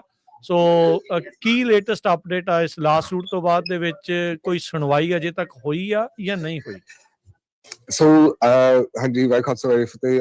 ਰਾਜਕਰਨ ਤੇ ਹਰਜੋਤ ਸਿੰਘ ਖਾਲਸਾ ਜੀ। ਸੋ ਜਿਹੜੀ ਲੇਟੈਸਟ ਅਪਡੇਟ, ਸਾਨੂੰ ਉਮੀਦ ਹੈ ਕਿ ਅਸੀਂ ਮੋਸਟ ਲਾਈਕਲੀ ਅੱਜ ਤੱਕ ਜਾਂ ਕੱਲ ਤੱਕ ਸਾਨੂੰ ਕੁਝ ਸੁਣਨਗੇ, ਮੋਸਟ ਲਾਈਕਲੀ ਐਕਸਟੈਂਸ਼ਨ। ਇਹ ਸਾਡੀ ਉਮੀਦ ਹੈ। ਸੋ ਇਹ ਸਾਡੀ ਬੇਨਤੀ ਹੈ ਸਾਰੀ ਕਮਿਊਨਿਟੀ ਨੂੰ ਕਿ ਜੇ ਤੁਸੀਂ ਉਹ ਜਿਹੜੀ 20-21,000 ਜਿਹੜੀ ਡਰਾਈਵਰਸ ਨਾਨ ਡੋਮਿਸਾਈਲ ਜਿਹੜੀ ਇਸ ਸਿਚੁਏਸ਼ਨ ਹੈਗੇ ਨੇ, ਕਿਰਪਾ ਕਰਕੇ ਇਹ ਮੇਰਾ ਨਾਮ ਤੁਸੀਂ ਲੈ ਸਕਦੇ, ਤੁਸੀਂ ਆਪਣੀ CDL ਕਲਾਸ A ਲਾਇਸੈਂਸ ਅਜੇ ਨਾ ਸਰੈਂਡਰ ਕਰਿਓ, ਕਿਉਂਕਿ obviously ਸਾਡੇ ਕੋਲ ਗਾਰੰਟੀ ਤਾਂ ਹੈ ਨਹੀਂ, ਪਰ ਮੇਰੀ ਅੱਜ ਸਵੇਰੇ ਵਕੀਲਾਂ ਦੇ ਨਾਲ ਗੱਲ ਹੋਈ ਸੀ ਤੇ ਉਹਨਾਂ ਦੀ ਐਕਸਪੈਕਟੇਸ਼ਨਸ ਇਸ ਕਿ extension should be coming very soon। ਅੱਛਾ, ਵੀ ਉਹ ਜਿਹੜੇ 60 ਦਿਨ ਦਾ ਵਕਤ ਉਹਨਾਂ ਨੂੰ ਦਿੱਤਾ ਸੀ ਉਹ ਐਕਸਟੈਂਡ ਹੋ ਸਕਦਾ ਹੈ, ਇਹ ਉਹ ਆਸ ਆ ਉਹਨਾਂ ਨੂੰ? ਹਾਂਜੀ। ਸੋ ਨੰਬਰ 1 ਚੀਜ਼ ਤਾਂ ਇੱਕ ਤਾਂ ਉਹੀ ਆ, ਕਿਉਂਕਿ ਉਹ ਤਾਂ January 5th ਤੱਕ ਹੀ ਆ। ਸੋ ਮਤਲਬ in the next basically little bit more than a week। ਤੇ ਸੋ ਮੇਨ ਆਸ ਤੇ obviously ਜਦੋਂ ਅਸੀਂ ਸੁਣਾਂਗੇ, ਅਸੀਂ ਪੰਜਾਬੀ ਰੇਡੀਓ USA ਦੇ ਨਾਲ ਅਸੀਂ ਸ਼ੇਅਰ ਕਰਾਂਗੇ, ਪਰ ਉਮੀਦ ਇਹ ਹੈ ਕਿ ਆਸ ਇਹ ਹੈ ਕਿ we should be hearing from the court ਕਿ ਉਹ ਐਕਸਟੈਂਸ਼ਨ ਦੇ ਦੇਣਗੇ। ਓਕੇ, ਸੋ ਹੁਣ ਸੋ ਬੇਸਿਕਲੀ ਇਹ ਤੁਸੀਂ CDL ਧਾਰਕਾਂ ਨੂੰ ਕਹਿ ਰਹੇ ਆ ਜਿਹੜੇ ਨਾਨ ਡੋਮਿਸਾਈਲਡ ਵਾਲੇ ਆ ਵੀ ਸਰੈਂਡਰ ਜਿਹੜੇ ਉਹ ਆਪਣੇ ਨਾ ਕਰਨ, ਉੱਥੇ ਜਾ ਕੇ ਨਾ ਕਰਨ, ਵੇਟ ਕਰਨ ਉਸ ਦੀ? ਹਾਂਜੀ ਹਾਂਜੀ, ਠੀਕ ਹੈ। ਸੋ ਇਸ ਤੋਂ ਇਲਾਵਾ ਤੁਸੀਂ ਹੋਰ ਕੀ ਚੀਜ਼ ਇਸ ਦੇ ਬਾਬਤ ਤੁਸੀਂ ਜਾਣਕਾਰੀ ਦੇ ਸਕਦੇ ਆ, ਜਾਂ ਕਿਹੜੀ ਚੀਜ਼ ਆ ਜਿਹੜੀ ਪਬਲਿਕਲੀ ਤੁਸੀਂ ਸ਼ੇਅਰ ਕਰ ਸਕਦੇ ਹੋ? ਸੋ ਮੇਨ ਥਿੰਗ ਤਾਂ ਰਾਈਟ ਨਾਓ ਇਹ ਹੈ, ਜਿਹੜੀ ਸਾਡੀ ਲਾਈਕ ਆਸ ਤੇ ਆਪਾਂ ਪਹਿਲਾਂ ਕੋਰਟ ਤੋਂ ਅਸੀਂ ਸੁਣਾਂਗੇ ਐਕਸਟੈਂਸ਼ਨ ਬਾਰੇ, ਐਂਡ ਦੈਨ ਹੌਲੀ ਜਦੋਂ ਕੇਸ ਮਤਲਬ ਅੱਗੇ ਹੋ ਜਾਂਦਾ, ਦੈਨ ਜਿੱਥੇ ਵਕੀਲਾ ਮੈਨੂੰ ਪਰਮਿਸ਼ਨ ਦਿੰਦੇ ਨੇ, ਮੈਂ ਤੁਹਾਨੂੰ ਤੇ ਰੇਡੀਓ ਤੇ ਸਾਰੇ ਸਰੋਤਿਆਂ ਨੂੰ ਅਪਡੇਟਸ ਹਫ਼ਤੇ ਬਾਅਦ 2 ਹਫ਼ਤੇ ਬਾਅਦ ਮੈਂ ਅਪਡੇਟਸ ਦੇ ਦੂੰਗਾ। ਨੈਨਦੀਪ ਸਿੰਘ, ਕੀ ਕਾਰਨ ਹੈ ਇਸ ਟਾਈਮ ਵੀ ਇਹ ਜਿਹੜਾ ਡਿਸੀਜਨ ਆ ਉਹ ਲਿਆ ਜਾ ਰਿਹਾ ਆ ਵੀ ਇੱਕ ਤਾਂ ਚਲੋ ਸਰੈਂਡਰ ਨਾ ਕਰੋ, ਵੀ ਇਹ ਜਿਹੜੇ ਕੇਸ ਕਰਨ ਦਾ ਮੇਨ ਮਕਸਦ ਕੀ, ਮੋਟਿਵ ਇਸ ਦੇ ਵਿੱਚ ਹੈਗਾ ਆ? ਜਿੱਥੇ ਉਹ ਜਿਹੜੇ ਡਿਪਾਰਟਮੈਂਟ ਆਫ ਹੋਮਲੈਂਡ ਸਿਕਿਉਰਿਟੀ ਵਾਲੇ ਜਾਂ ਜਿਹੜੇ FMCSA ਉਹ ਇਹ ਕਹਿ ਰਹੇ ਆ ਵੀ ਨਹੀਂ ਜੀ, ਇਹ ਤਾਂ ਇਹਨਾਂ ਨੂੰ ਇੰਗਲਿਸ਼ ਨਹੀਂ ਆਉਂਦੀ, ਇਹ ਨਾਨ ਡੋਮਿਸਾਈਲ ਨੂੰ ਲਾਇਸੈਂਸ ਮਿਲਣੇ ਨਹੀਂ ਚਾਹੀਦੇ, ਵਰਕ ਪਰਮਿਟ ਫੈਡਰਲੀ ਦਿੱਤੇ ਜਾਂਦੇ ਆ, ਲਾਇਸੈਂਸ ਸਟੇਟ ਵਾਈਡ ਦਿੱਤਾ ਜਾਂਦਾ ਆ। ਸੋ ਇਹ ਮਸਲਾ ਏਡਾ ਵੱਡਾ ਬਣ ਕਿੱਦਾਂ ਜਿਹੜਾ ਹੋ ਗਿਆ? ਸੋ ਮੈਂ ਐਕਚੁਅਲੀ ਥੋੜੀ ਜਿਹਾ ਛੋਟੀ ਡਿਫਰੈਂਟ ਚੀਜ਼ਾਂ ਮੈਂ ਟੈਕਲ ਕਰੂੰਗਾ ਪਹਿਲਾਂ। ਸੋ ਜਿਹੜੀ ਸਾਡੀ ਲਾਅ ਸੂਟ ਹੈ ਉਹ ਹੈਗਾ ਸਿਰਫ ਕੈਲੀਫੋਰਨੀਆ DMV ਨਾਲ, ਤੇ ਉਹ ਇਸ ਕਰਕੇ ਕਿ ਜਿਹੜੀ ਉਹਨਾਂ ਦੀ ਆਪਣੇ ਰੂਲਸ, ਉਹਨਾਂ ਨੇ ਉਸ ਚੀਜ਼ ਨਹੀਂ ਫੋਲੋ ਕੀਤਾ ਸੀ। ਸੋ ਇੱਕ ਤਾਂ ਮਸਲਾ ਇਹ ਹੈ ਜਿਹੜੀ ਤੁਸੀਂ ਸਟੇਟ ਲੈਵਲ ਤੇ ਜਿੱਥੇ ਅਸੀਂ ਲਾਅ ਸੂਟ ਫਾਈਲ ਕੀਤੇ ਨੇ, ਤੇ ਸੋ ਪਹਿਲੀ ਲੜਾਈ ਉੱਥੇ ਹੈ, then full stop। then of course ਅਸੀਂ ਤਾਂ ਲਾਈਕ ਜਕਾਰੇ ਵਾਲੇ, ਮੈਂ ਲਾਈਕ ਅਸੀਂ ਅਪੋਜ਼ ਕਰਦੇ ਜਿਹੜੀ ਫੈਡਰਲ ਗਵਰਨਮੈਂਟ ਕੀ ਕਰ ਰਹੇ ਨੇ, ਕਿਉਂਕਿ ਉਹਦੇ ਵਿੱਚ ਮੈਨੂੰ ਨਹੀਂ ਲੱਗਦਾ ਕੋਈ ਉਹ ਕੋਈ ਰੂਲਸ ਜ਼ਿਆਦਾ ਫੋਲੋ ਕਰ ਰਹੇ ਨੇ। ਨਵੇਂ ਐਗਜ਼ੀਕਿਊਟਿਵ ਆਰਡਰਸ ਬਣਾ ਰਹੇ ਨੇ, ਜਿਨ੍ਹਾਂ ਨੂੰ ਇਸ ਲੈਟਰ ਵੀ ਮਿਲਿਆ ਸੀ। ਇਟਸ ਨਾਟ ਲਾਈਕ ਉਹਨਾਂ ਨੂੰ ਕੋਈ ਟੈਸਟ ਸੀ ਜੇ ਇੰਗਲਿਸ਼ ਉਹਨਾਂ ਨੂੰ ਆਉਂਦੀ ਹੈ ਕਿ ਨਹੀਂ ਆਉਂਦੀ ਹੈ। ਦੇ ਜਸਟ ਡਿਡ ਇਟ ਕਿ California did it's on thing ਕਿ ਜੇ ਉਹਨਾਂ ਦੀ EAD ਤੇ ਸੀਰੀਅਲ ਲਾਇਸੈਂਸ ਦੀ ਐਕਸਪੀਰੇਸ਼ਨ ਮੈਚ ਨਹੀਂ ਕਰਦੇ, ਪਰ ਇਹਦੇ ਵਿੱਚ ਕੋਈ ਰੂਲ ਤਾਂ ਹੈ ਨਹੀਂ। ਸੋ ਸਾਡੀ ਕੋਰਟ ਕੇਸ ਜਿੱਥੇ ਅਸੀਂ ਪਲੇਨਟਿਫ ਜਕਾਰ ਮੂਵਮੈਂਟ ਪਲੇਨਟਿਫ ਆ, ਅਸੀਂ ਕਹਿ ਰਹੇ ਨੇ ਕਿ ਇਹਦੇ ਵਿੱਚ ਕੋਈ ਰੂਲ ਨਹੀਂ ਹੈ, ਤੁਸੀਂ ਰੂਲਸ ਐਵੇਂ ਬਣਾ ਰਹੇ ਨੇ and you are not even following your own rules. Okay, ਠੀਕ ਹੈ। ਸੋ ਇਸ ਕਰਕੇ ਇੱਥੇ ਤੱਕ ਜਿਹੜਾ ਉਹ ਮੁੱਦਾ ਜਿਹੜਾ ਉਹ ਪਹੁੰਚਿਆ ਹੈਗਾ ਆ। So what do you think next steps ਕੀ ਹੋ ਸਕਦੇ ਆ? ਸੋ ਆਸ ਤੁਹਾਨੂੰ ਜਿਹੜੀ ਅਦਾਲਤ ਤੋਂ ਆ ਜੇ ਮਿਲ ਜਾਵੇ, ਚਲੋ ਉਹਨਾਂ ਦੇ ਲਈ ਇੱਕ ਆਸਰਾ ਹੋ ਜਾਂਦਾ ਆ। ਇਜ਼ ਦੇयर ਐਨੀ ਪਲਾਨ ਜੇ ਉਹ ਨਹੀਂ ਐਕਸਟੈਂਸ਼ਨ ਮਿਲਦੀ ਜਾਂ ਇੰਜੰਕਸ਼ਨ ਨਹੀਂ ਲੱਗਦੀ ਇਸ ਚੀਜ਼ ਦੇ ਉੱਤੇ? ਫਿਰ ਤਾਂ ਕੋਰਟ ਕੇਸ ਦੇ ਵਿੱਚ ਮਤਲਬ this case will proceed in court case, ਕਿਉਂਕਿ ਸਾਨੂੰ ਅਸੀਂ ਹੱਲ ਲੱਭਣਾ ਆ ਬਹੁਤ ਜਿਨ੍ਹਾਂ ਨੂੰ ਇਸ ਲੈਟਰ ਮਿਲਿਆ ਸੀ from California DMV and even ਜਿਨ੍ਹਾਂ ਨੂੰ ਐਕਚੁਅਲੀ ਆਪਣੇ ਆਪ ਨੂੰ ਸਰੈਂਡਰ ਵੀ ਕੀਤਾ ਸੀ, ਜਿਨ੍ਹਾਂ ਨੂੰ ਲੈਟਰ ਮਿਲਿਆ ਸੀ ਪਹਿਲਾਂ ਤੇ ਉਹਨਾਂ ਨੇ ਜਾ ਕੇ ਆਪਣੇ ਮਤਲਬ ਵੱਲੋਂ ਸਰੈਂਡਰ ਕੀਤਾ ਸੀ। ਅਸੀਂ ਚਾਹੁੰਦੇ ਕਿ ਉਹਨਾਂ ਦੇ ਲਈ ਆਪਾਂ ਕੋਈ ਹੱਲ ਲੱਭ ਸਕਦੇ। ਕਿੱਦਾਂ ਦੇ ਲੋਕ ਤੁਹਾਡੇ ਕੋਲ ਆਏ ਆ? ਕੀ ਮੁਸ਼ਕਲਾਂ ਜਿਹੜੀਆਂ ਆ ਰਹੀਆਂ? ਬਿਕੋਜ਼ ਆਪਾਂ ਦੇਖ ਰਹੇ ਹਾਂ ਵੀ everybody is kind of divided on it. ਕਈ ਕਹਿੰਦੇ ਵੀ ਹਾਂ ਵਾਕਿਆ ਹੀ ਇਹਨਾਂ ਨੂੰ ਇਹ ਚੀਜ਼ਾਂ ਜਿਹੜੀਆਂ ਉਹ ਨਹੀਂ ਹੋਣੀਆਂ ਚਾਹੀਦੀਆਂ, ਕਈ ਕਹਿੰਦੇ ਆ ਵੀ ਨਹੀਂ ਬਹੁਤ ਸਾਰੇ ਜਿਹੜੇ ਠੀਕ ਵੀ ਚੱਲਦੇ ਆ ਉਹਨਾਂ ਤੇ ਵੀ ਅਸਰ ਪੈ ਗਿਆ। ਸੋ ਗਰਾਊਂਡ ਦੇ ਉੱਤੇ ਤੁਸੀਂ ਹੋਰ ਕੀ ਦੇਖ ਰਹੇ ਆ ਜਿਨ੍ਹਾਂ ਦੇ ਕਰਕੇ, ਜਿਨ੍ਹਾਂ ਦੇ ਨਾਲ ਮਿਲ ਕੇ ਤੁਸੀਂ ਹੁਣ ਕੇਸ ਨੂੰ ਜਿਹੜਾ ਉਹ ਅੱਗੇ ਲੈ ਕੇ ਜਾ ਰਹੇ? ਸੋ ਆਈ ਮੀਨ ਗਰਾਊਂਡ ਰਿਐਲਿਟੀ ਇਜ਼, ਹਾਂਜੀ ਸਾਡੀ ਕਮਿਊਨਿਟੀ ਦੇ ਵਿੱਚ ਇਹ ਲਾਈਕ ਹਰ ਇੱਕ ਇਮੀਗ੍ਰੈਂਟ ਕਮਿਊਨਿਟੀ ਦੇ ਵਿੱਚ ਤੁਸੀਂ ਇਹ ਥੋੜਾ ਜਿਹਾ ਰੌਲਾ ਦੇਖ ਸਕਦੇ। ਜਿਹੜੀ ਪੁਰਾਣੇ ਇਮੀਗ੍ਰੈਂਟਸ ਉਹ ਉਹਨਾਂ ਦੇ ਦਿਮਾਗ ਦੇ ਵਿੱਚ ਅਸੀਂ ਸਭ ਕੁਝ ਠੀਕ ਤਰ੍ਹਾਂ ਕੀਤਾ ਹੀ ਸੀ, ਤੇ ਜਿਹੜੇ ਨਵੇਂ ਉਹ ਠੀਕ ਤਰ੍ਹਾਂ ਨਹੀਂ ਕਰ ਰਹੇ ਨੇ। ਇਹ 70s ਦੇ ਵਿੱਚ ਜਿਹੜੀ ਇਮੀਗ੍ਰੇਸ਼ਨ ਜਦੋਂ ਉਹ ਪਹਿਲਾਂ ਆਏ ਸੀ ਉਹ ਵੀ ਏਦਾਂ ਹੀ ਬੋਲਦੇ ਸੀ। ਇਹ ਹਮੇਸ਼ਾ ਕਾਈਂਡ ਆਫ ਇੱਕ ਸਰਕਲ ਹੁੰਦਾ ਹੀ ਆ। ਸੋ ਜਿਹੜੀ ਜਕਾਰੋ ਮੂਵਮੈਂਟ ਦੇ ਸਟੈਂਸ ਅਸੀਂ ਹਮੇਸ਼ਾ ਸਾਡੀ ਕਮਿਊਨਿਟੀ ਦੇ ਨਾਲ ਅਸੀਂ ਖੜਾਂਗੇ, ਜਿੱਥੇ ਕੋਈ ਵੀ ਮਸਲਾ ਦੇ ਵਿੱਚ we should always stand together united. ਇਹ ਸਾਡੀ ਹਮੇਸ਼ਾ ਸਾਡੀ ਇਹ ਮਕਸਦ ਆ। ਅਸੀਂ ਨੁਕਸ ਅਸੀਂ ਇੱਕ ਦੂਜੇ ਦੇ ਸਾਰੇ ਕੱਢ ਸਕਦੇ, ਪਰ ਸਾਡੀ ਮੇਨ ਮਤਲਬ ਹੈ ਜਿੱਥੇ ਸਾਨੂੰ ਲੱਗਦਾ ਕਿ ਸਾਡੀ ਹੱਕਾਂ ਨਹੀਂ ਹੋ ਰਿਹਾ, ਸਾਨੂੰ ਨਹੀਂ ਮਿਲ ਰਿਹਾ, ਤਾਂ ਅਸੀਂ ਉੱਥੇ ਜ਼ਰੂਰ ਅਸੀਂ ਖੜਾਂਗੇ। ਜੀ ਚਲੋ, ਥੈਂਕ ਯੂ ਨੈਨਦੀਪ ਸਿੰਘ ਇਸ ਇਨਫੋਰਮੇਸ਼ਨ ਦੇ ਲਈ, ਕੁਇਕ ਅਪਡੇਟ ਦੇ ਲਈ, ਤੇ ਜੋ ਤੁਸੀਂ ਦੱਸਿਆ ਆ ਆਪਣੇ ਜਿਹੜੇ ਵੀ ਨਾਨ ਡੋਮਿਸਾਈਲ ਸੀਰੀਅਲ ਹੋਲਡਰਸ ਆ ਉਹਨਾਂ ਦੇ ਲਈ। ਸ਼ੁਕਰੀਆ, ਬੜੀ ਮਿਹਰਬਾਨੀ। Thank you. ਹਾਂਜੀ, thank you Rajkaran, thank you Harjot Singh, ਤੇ thank you Punjabi radio. Waheguru Khalsa, Waheguru ਫਤਿਹ ਜੀ। ਸੋ ਬਿਲਕੁਲ ਇਹ ਸੀ ਅਪਡੇਟ ਜੋ ਕੁਝ ਵਾਪਰਿਆ ਹੈਗਾ ਜੋ ਸੀਡੀਐਲ ਨੂੰ ਲੈ ਕੇ, ਤੇ ਆਪਾਂ ਕੁਝ ਖਬਰਾਂ ਹੋਰ ਰਾਜਕਨਵੀਰ ਸਿੰਘ ਜੀ ਕਰੀਏ। ਬਿਲਕੁਲ ਜੀ। ਜਿਸ ਤਰ੍ਹਾਂ ਮੈਂ ਪਹਿਲਾਂ ਖਬਰ ਤੁਹਾਡੇ ਨਾਲ ਸਾਂਝੀ ਕੀਤੀ ਸੀ, ਅੱਜ ਇੱਕ ਕੈਲੀਫੋਰਨੀਆ ਦੇ ਜੱਜ ਨੇ ਇਹ ਕਹਿ ਦਿੱਤਾ ਹੈ ਕਿ ਇਮੀਗ੍ਰੇਸ਼ਨ ਕਸਟਮ ਐਨਫੋਰਸਮੈਂਟ ਵਾਲਿਆਂ ਦੇ ਨਾਲ ਮੈਡੀਕਲ ਦਾ ਡਾਟਾ ਜਿਹੜਾ ਆ ਸ਼ੇਅਰ ਕੀਤਾ ਜਾਣਾ ਚਾਹੀਦਾ। ਸੋ ਬਹੁਤ ਸਾਰੇ ਲੋਕ ਆਪਣੇ ਵੀ ਹੈਗੇ ਆ, ਜਿਹੜੀ ਕਾਉਂਟੀ ਦਾ ਫ੍ਰੀ ਮੈਡੀਕਲ ਆ, ਮੈਡੀਕੇਡ ਆ, ਬਹੁਤ ਸਾਰੇ ਜਿਹੜੇ ਲੀਗਲ ਨਹੀਂ ਹੈਗੇ, ਅਨਡਾਕੂਮੈਂਟਡ ਹੈਗੇ ਆ, ਉਹਨਾਂ ਨੂੰ ਵੀ ਕੈਲੀਫੋਰਨੀਆ ਦੇ ਵਿੱਚ ਤੁਹਾਨੂੰ ਪਤਾ ਮਿਲਦਾ ਹੈਗਾ ਮੈਡੀਕਲ, ਮੈਡੀਕੇਡ। ਪਿਛਲੇ ਦਿਨਾਂ ਟਰੰਪ ਐਡਮਿਨਿਸਟ੍ਰੇਸ਼ਨ ਨੇ ਇਹ ਵੀ ਕਿਹਾ ਸੀ ਵੀ ਜਿਹੜੇ ਲੋਕ ਸਪਾਂਸਰ ਕਰ ਰਹੇ ਹੈਗੇ ਆ, ਜਦੋਂ ਤੁਸੀਂ ਕਿਸੇ ਨੂੰ ਕਰਦੇ ਆ ਤੇ ਮੁੜ ਕੇ ਆਉਂਦੇ ਸਾਰੀ ਉਹ ਮੈਡੀਕਲ ਲੈਣ ਲੱਗ ਪੈਂਦੇ ਆ, ਤੇ ਉਹ ਉਹਨਾਂ ਦੇ ਪਿੱਛੇ ਵੀ ਜਾਣਗੇ, ਕਿਉਂਕਿ ਇਹ ਕੋਈ ਨਵਾਂ ਰੂਲ ਨਹੀਂ ਹੈ, ਇਹ ਲਾਅ ਬਹੁਤ ਪੁਰਾਣਾ ਹੈ, ਪਰ ਇਹਨੂੰ ਇਨਫੋਰਸ ਨਹੀਂ ਹੋ ਰਿਹਾ ਸੀ। ਹੁਣ ਉਹਨੂੰ ਇਨਫੋਰਸ ਕਰਨਗੇ। ਤੇ ਕੱਲ US ਦੇ ਡਿਸਟ੍ਰਿਕਟ ਜੱਜ ਵਿੰਸ ਸ਼ਾਬੜੀਆ, ਇਹ ਕੈਲੀਫੋਰਨੀਆ ਦੇ ਜੱਜ ਆ, ਉਹਨਾਂ ਨੇ ਰੂਲਿੰਗ ਦਿੱਤੀ ਆ ਕਿ federal government can legally share basic biographical location and contact information with US immigration and custom enforcement. ਇਹ ਜਿਹੜੀ ਰੂਲਿੰਗ ਆ ਇਹ ਜਨਵਰੀ 6 ਤੋਂ ਸ਼ੁਰੂ ਹੋ ਜਾਊਗੀ ਕੋਰਟ ਡਾਕੂਮੈਂਟਸ ਦੇ ਮੁਤਾਬਕ। ਤੇ ਜਿਹੜੇ ਇਹ ਮੈਡੀਕਲ ਜਾਂ ਮੈਡੀਕੇਡ ਲੈ ਰਹੇ ਹੈਗੇ ਆ, ਉਹਨਾਂ ਦਾ ਜਿਹੜਾ ਸਾਰਾ ਡਾਟਾ, ਨੋ ਮੈਟਰ ਤੁਸੀਂ ਸਿਟੀਜ਼ਨ ਆ, ਗ੍ਰੀਨ ਕਾਰਡ ਹੋਲਡਰ ਆ, ਇਲੀਗਲ ਆ, ਕੁਝ ਵੀ ਹੈਗੇ ਆ, ਉਹ ਸਾਰਾ ਡਾਟਾ ਜਿਹੜਾ ਹੁਣ ਇਮੀਗ੍ਰੇਸ਼ਨ ਕਸਟਮ ਐਨਫੋਰਸਮੈਂਟ ਵਾਲਿਆਂ ਕੋਲ ਪਹੁੰਚ ਜਾਊਗਾ। ਕਿੱਥੇ ਤੁਸੀਂ ਰਹਿੰਦੇ ਆ, ਕੀ ਤੁਹਾਡਾ ਫੋਨ ਨੰਬਰ ਆ, ਤੁਹਾਡਾ ਸਾਰੀ ਬਾਇਓਗ੍ਰਾਫਿਕਲ ਇਨਫੋਰਮੇਸ਼ਨ। ਹਾਂ ਜੱਜ ਨੇ ਇੰਨਾ ਜ਼ਰੂਰ ਕਿਹਾ ਵੀ ਇਹਦੇ ਵਿੱਚ ਇਮੀਗ੍ਰੇਸ਼ਨ ਡਾਟਾ ਨਾ ਜਿਹੜਾ ਸ਼ੇਅਰ ਕੀਤਾ ਜਾਵੇ, ਪਰ ਉਹ ਤਾਂ ਜੇ ਉਹਨਾਂ ਨੇ ਚੈੱਕ ਕਰਨਾ ਹੋਇਆ ਆਪ ਹੀ ਪਤਾ ਲੱਗ ਜਾਣਾ ਉਹਨਾਂ ਨੂੰ ਵੀ ਇਸ ਬੰਦੇ ਦਾ ਕੀ ਇਮੀਗ੍ਰੇਸ਼ਨ ਜਿਹੜਾ ਡਾਟਾ ਹੈਗਾ। ਸੋ ਇਸ ਸੰਬੰਧ ਦੇ ਵਿੱਚ ਕੈਲੀਫੋਰਨੀਆ ਦੇ ਅਟਾਰਨੀ ਜਨਰਲ ਰੌਬ ਬੰਟ ਆ, ਉਹਨਾਂ ਨੇ ਇਹ ਕਿਹਾ ਹੈ ਵੀ ਲਗਭਗ ਹਾਫ ਡਜ਼ਨ ਜਿਹੜੇ ਡੈਮੋਕ੍ਰੈਟਿਕ ਆਫੀਸ਼ੀਅਲਸ ਆ ਉਹਨਾਂ ਨੇ ਸੂਹ ਕੀਤਾ ਸੀ ਵੀ ਨਹੀਂ ਹੋਣੀ ਚਾਹੀਦੀ ਸ਼ੇਅਰ ਇਨਫੋਰਮੇਸ਼ਨ, ਪਰ ਇਹ ਇੱਕ ਮਾੜਾ ਕੰਮ ਹੋਇਆ ਹੈਗਾ।